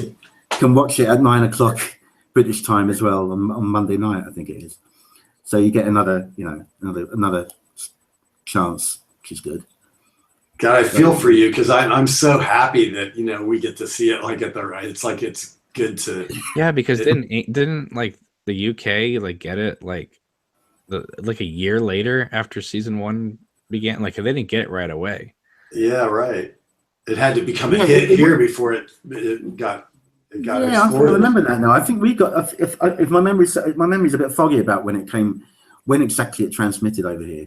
But I think you're probably right. It was about 6 months, maybe, at least 6 months after. Yeah. We were behind at least 6 months to a year. Right, because it had to become a phenomenon here to even want to export it, and then then they had to work out the distribution deals and all that. But see, it's interesting too that they exported the show because so many times other countries just make their own version of the shows. Yeah. Yeah. And then even funnier is when they did export it, places like Japan and stuff, they were huge hits. It's like translated everywhere, Yeah, I mean, and I remember at the time hearing rumors. I mean, I don't think this is true, but I remember hearing rumors in 1992 that Japan had gotten sort of an extended version of Fire Walk with Me. But that never, I remember looking at the Japanese Laserdisc and it was the same length of time. No difference, yeah. Yeah. Mm-hmm. But even at the Cannes Film Festival premiere, the one that infamously got booed, people reported of seeing different shots in the movie that are not there now, which is entirely possible considering that. Well, I read something recently about Fire Walk with Me that the guy from the Cannes Film Festival came in and looked at a screening of Fire Walk with Me. And they had during the end scene where Laura's being killed in the train car, they had all these graphic sound design in there of blood curdling screams and sounds of hitting and knives plunging and things like that. And he was so turned off to it, and his reaction made David Lynch go, "Whoa!" And he put the music underneath it after that and made it more an elegy rather than the graphic sound design. Yeah. So that's kind of interesting. Right. Yeah. I mean, yeah, it's a weird thing. I mean, because that film sometimes doesn't feel like a film to me. It feels like just kind of like a movie version of the show. A lot of it looks like, TV framing and stuff like that. Whereas if you look at some of the missing pieces stuff is more cinematic than what it ended up in the movie. I think the above the convenience store scene is much more cinematic. I think. I think that missing pieces with the convenience store and the Bowie sequence. It's like if that was in Fire Walk with Me, it would be so much better, man. Right. I mean, the way it's edited there is just incoherent, Right, and I agree with Red Letter Media what they said today, which is, I think I've been saying it too, is if you have to truncate the David Bowie scene that much, then you might as well just take it out of the movie. Right. Agreed. Yeah. Yeah, you've got all that white noise over the top of it, and you just can't pick up what he's saying. Right. It's so much more entertaining when you see the full version of it. Yeah. Yeah, and I think the Laura looking up at the fan with that smile. Great. That was good. That was very powerful. Right. I mean that's more cinematic than what's in the movie. So there's little things like that. And I do like your idea of that toothpaste scene continuance should have been an after credits scene. That would have been badass. I think after the after the credits roll, and you're sitting there and the movie's over, and then that comes on, and then it fades back up and it says some months later, and then Annie Blackburn's being rushed down the hospital. That would have just blown our minds. If anybody was left in their seats at that time, because nobody liked the whole film prior to that. Right? No one would have ever seen it. So if anybody out there is making their own cut of the film, that has to be an end credit scene. Yeah. Because you can't put that in the film proper. It just doesn't work. Because you can't end with Laura Palmer dead and all of a sudden just rushing to the Annie Blackburn and stuff like that, because it obviously ends. So, well, now you do it as the mid end credits scene. You show a few credits and then you show the scene and then you do all the technical credits. That's right. After that. Because Lynch Frost Productions needs to be like Marvel more and more. Yeah, exactly. I remember when I interviewed Jennifer Lynch, I remember thinking, okay, I need to break the ice with her. So what am I going to talk to her about? What am I going to ask her about? And I was like, okay, I got it. So instead of going into Boxing Helena or, the art life or anything like that, I'm like, all right, Jen, first question. What do you think of the Marvel Cinematic Universe? And she actually answers it. It's fantastic. And I thought, this is great. We've never had an official statement by someone in the David Lynch family about the Marvel Cinematic Universe. And here we go. You got the exclusive. Exactly. So let's see. One scene they should have kept in as well is the Kiefer Sutherland bit with Cooper. That was so oddball, that moment, wasn't it? With that, what the hell was in that mixer thing? In that, the liquid. Yeah. In the scene with Sam and Cooper in the Cooper's room, in Sam's room or laboratory or whatever the hell it was. Right. And there's that big, pool of liquid. Right. Something else that Sam used to solve the Whitman case. Right. Rob says, will I still be making the podcast Sunday onwards? If so, how? Without spoilers for those who haven't seen the episodes. See, in an ideal world, I would do that. I would do like a non-spoiler thing, and then I would do a spoiler one. But time's short. I don't have a lot of time in my life, so I will probably just say, if we're going to discuss it, please watch the episode first before watching this. So are you going to do a two-parter, or are you going to do 1 and 2 and then 3 and 4? Are you going to do 1 through 4 podcasts? Oh God, I don't know. You ought to do 1 and 2 and digest those, and then 3 and 4 after. Yeah, you would think. I guess I would. Because some people are watching them separately. Some people will wait till the next week to watch it. Yeah.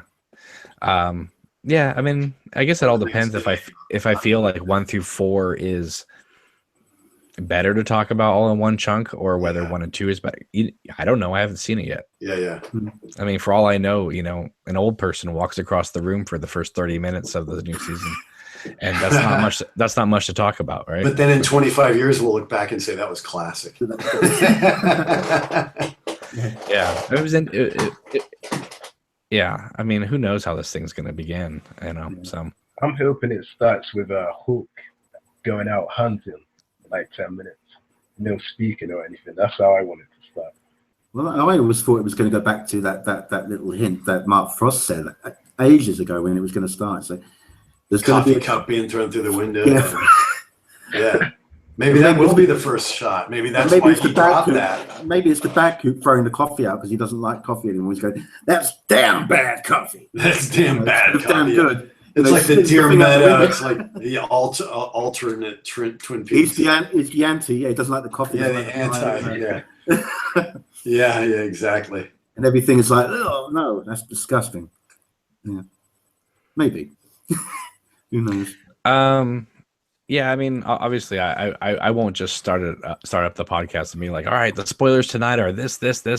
I'll be like, don't watch it if you don't want to know, because we're going to talk about this freely. So, you know, Yeah.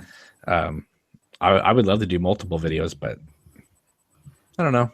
Sometimes you just want to just talk about it. Yeah. And I'm going to assume that if anyone's going to watch a podcast called Twin Peaks Thought of the Day or something like that, then you've seen the episode. So, but I probably wouldn't even call it Thought of the Day. I probably would say episode 1 review, you know, spoilers, spoiler review. Yeah. Just so people can just know what they're getting themselves into. But all right. Well, is there anything else to talk about, or are we good? We've been going 3 hours now. Oh, wow. That is 3 hours. I didn't realize it was that long. We can go all night. Let's go. Let's go. Let's stay live until Sunday at night. We're hardcore. Just give us some David Lynch coffee. Yeah. Listen. If I wasn't married and I didn't have to sleep, I would say let's stay on live until 1 minute before it airs. That'd be badass. And just have people come in and out of the conversation all weekend long. That way you could read the secret diary in its entirety as a break. Yeah, exactly. I think that'd be pretty amazing.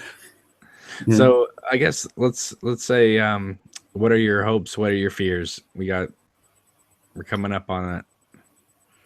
I mean, it's just going to be amazing. I mean, like a lot of people, I don't want to throw the party. I don't want to have the coffee in the pie.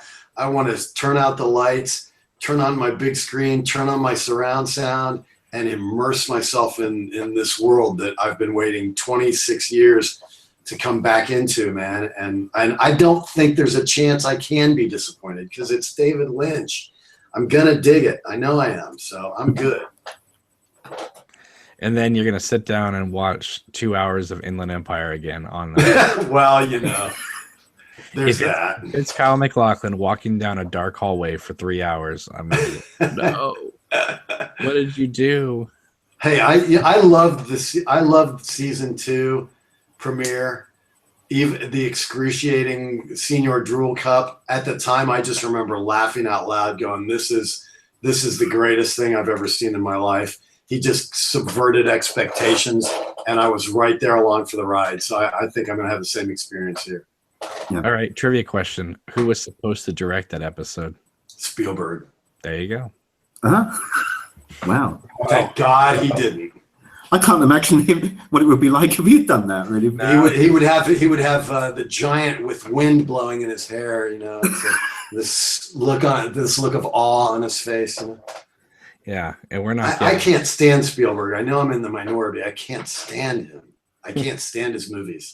They're horrible. I didn't even like E.T. It's like I know. Lord. I know. I'm really. That's sacrilege. I know. Everybody tells me that, but I can't stomach it. I thought Close Encounters was great too. Yeah, yeah.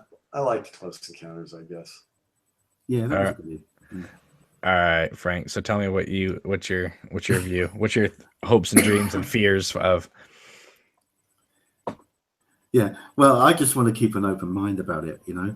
Mm-hmm. And, because we've waited so long now that the moment we start beating ourselves up over hopes and fears, it might spoil the whole kind of, you know, thing for us. So I'm just gonna sit there like a lot of you are, you know, quietly absorb it, take it all in. Maybe my question is, will you say a silent prayer before it begins? Do a little incantation.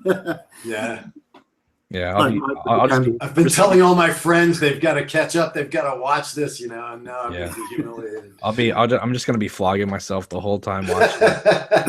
I will flagellate through the whole thing. I will be my own penance. Please be good. Please be good. Yeah.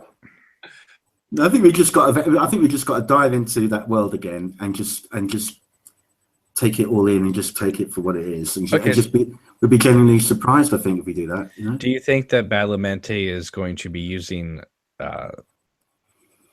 the original music, or do you think it's just going to be all new score? Yeah, I heard that's even in the non-disclosure thing. They won't even let Angelo say what instruments he used because they're so afraid of that being a spoiler somehow. I think it will be a lot of, because it's 18 episodes of it, so there's bound to be some new scores in there. Yeah, as I've been saying, I'm pretty convinced that the score is going to be more like the Wild at Heart music score, where Badalamenti comes in, does a lot of themes, but because we're going to be bouncing around in different places in the world, the music will alter to that style. Kind of like when Sailor and Lula are in New Orleans, we have, Baby Please Don't Go and all that stuff, you know what I mean, playing. And then I think it's just going to be a matchup. Yeah, whatever. Mashup. Do you think he's going to use? Is it going to be all original score, or will he use pop songs like that? I don't know. I mean, Lynch always uses pop songs. Yeah, I think you will. Except in Twin Peaks. I think you'll see that though this time around, Cameron. Yeah, he doesn't use pop songs in Twin Peaks, but we are going outside of Twin Peaks in this show. Yeah. Mm-hmm. So, and the fact that there's quite a few musicians on the cast list, sort of gives you an idea that we will hear different types of music throughout, throughout it. As you said, depending on the location they're in, we'll have music maybe to fit that location. Well, we've heard that Eddie Vedder song, right? He's been performing it live, and that's confirmed that's in the series somehow, isn't it? Yeah. And there was another band as well that do kind of 50s kind of rockabilly music, and someone said that they're featuring in the show as well somewhere. This band, so I can't remember their name now, but someone posted it ages ago, the actual song that might be featured in it. I can't remember the name of it, the name of the artists, but they're kind of a young kind of 50s sounding rockabilly type thing. So that could, that might give you an idea where one of the places is set. Might have a dive bar where they might be playing or something like that in it. Well, you've always got the Roadhouse, so they could showcase really anything. Yeah, the Roadhouse. Yeah, right. Yeah, it would fit actually in there, to be honest. Yeah, they'll turn the Roadhouse into like that club that all the Buffy cast would go to, where every time they went there was like a different band playing. Right. It's funny. By the way, this is way off topic, but you know that show Supernatural that's on CW network? I'm sure you've heard of it. Heard of it, yeah. Heard of it, but I never really watched it. Yeah, but they've confirmed that next season they're going to do a complete crossover with Scooby-Doo. I saw something about what that. In God's name? How's that going to work? For 22 episodes? Oh, really? I'm interested. It's not a one-shot? No, it's not a one-shot. It's a 22-episode arc with a CGI Scooby-Doo. Christ. That's crazy. My God. I can't imagine that. I neither can I. Next thing I know, there's going to be the Twin Peaks Lost crossover. They're both ABC. Pop will eat itself. Yes, Family Guy says the Bronze. Yes, that's the club I was referring to, Buffy. All right, everyone is going about their lives now. So they're all bored with our conversation. No. They've moved on. We got quite a few people watching us live. I think the chat is tired. We're almost 12:30 in the morning here. So yeah. Anyway, so thank you guys so much for joining me. Hopefully, if you guys are interested, you guys are always welcome back. So that's cool. Thanks for the invite, Cameron. This was a great idea. Yeah. This is super fun. Yeah, it was good. Yeah, it was a good idea. Definitely a good idea, Cameron. I can't believe that I still even have a voice after yesterday. Seriously. Yeah. I mean, I remember just reading the chat going, he's not going to read the whole script. He can't read the whole script to Firewalk with Me. Yeah. Oh my God, he's reading the whole script to Firewalk with Me. Yes, I did. That was fun. It was crazy. And it's been like 20 years since I've read that thing. So it was quite fun to just. And it's there online forever. No one can take that away from you. You read it. Oh, Jesus. Yeah.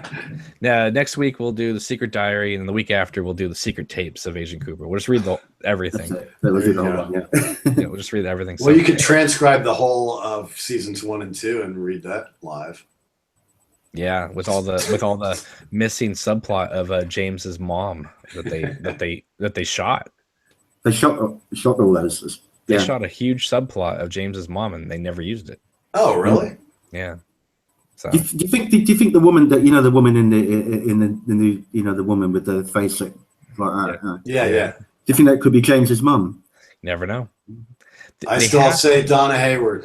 They have to give James something to do. You know, they can't just have him staying around. And, you know, I interviewed James Marshall on this channel, and he certainly didn't think that he was going to be just doing nothing. So, you know. That's a good guess. James's mom. Yeah. She would have had a hard life. Yeah, but she was an alcoholic, wasn't she? Right. Alcoholic prostitute. Lived in a rundown shack, and there was a picture of a shack. Right. That's true. That could be her place. Who knows? Yeah. That's a very good theory. That is. Yeah, maybe she's living at the Fat Trout now. Because James did mention about that. James Marshall did mention about that. You know, that scene that was cut or something that was supposed to be put in but didn't, was him going up to see her, and she was giving him a real rap over things about him, you know, his way his life was going and all that. And she was like high on alcohol, and she was living in this like shit, you know, like old cabin or shack in the woods. Yeah. And that place really, really does remind me of that. You know, the way he was describing the picture of it could well be that place. I don't know, but yeah, interesting. It's possible. If they want a storyline for him, it could be that. You know, him going back to his past and revisiting her, maybe trying to reconcile. You know. Yeah. Put his demons to bed by confronting. Yeah, because he's always been running away from them all the time. That's exactly right. Yeah. You know. Yeah. And with maturity, 25 years, later, he's probably thinking, look, I've grown up now. I want to put this to rest. I don't want to carry these demons around me anymore. Yeah. Do you think James will have another song in this show? Yeah, he might have just you the 2016 version. Just you. New vocals added, yeah.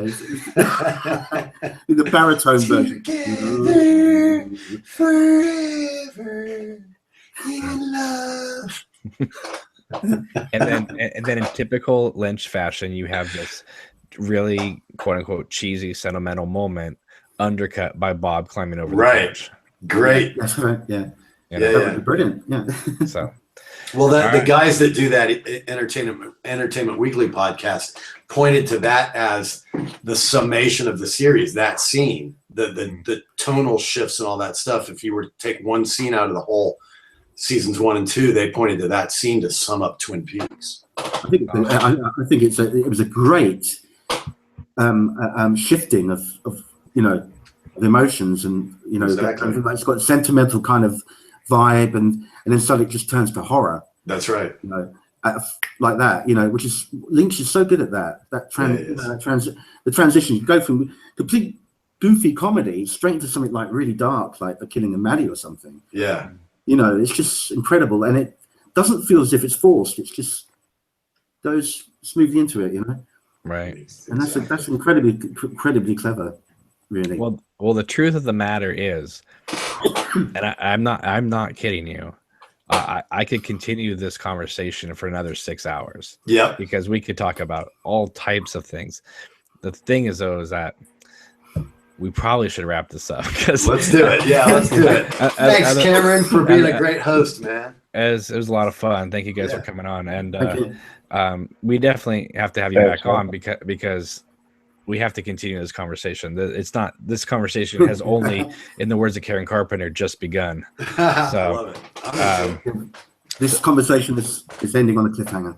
Yes, exactly. So I'm looking in the mirror right now, and I see Bob. That's how he was looking directly at me when you said that.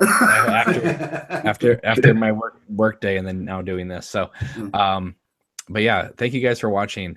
This seems like this is going to be like part 1 of a thing. So you guys have to come back when the new series comes on, so we can talk about the new episodes. Oh wow! And maybe you guys can join me for a commentary or two for some of the old episodes, because I still have like 17 more to go. So, that'd be fun. Yeah. So anyway, guys, thank you so much, obviously, for watching this podcast. Please like and share these videos and comment. Always love the comments, and and I'll probably do this again sometime. We'll bring in fans of the show and the podcast, and we'll all have a conversation. So this is wonderful. Thank you guys again. We'll see you tomorrow. Tomorrow is one day before the premiere, so we're almost there. All right, guys. Good night. Good night. We will see you later. Take care, and have a wonderful night. Bye. Bye.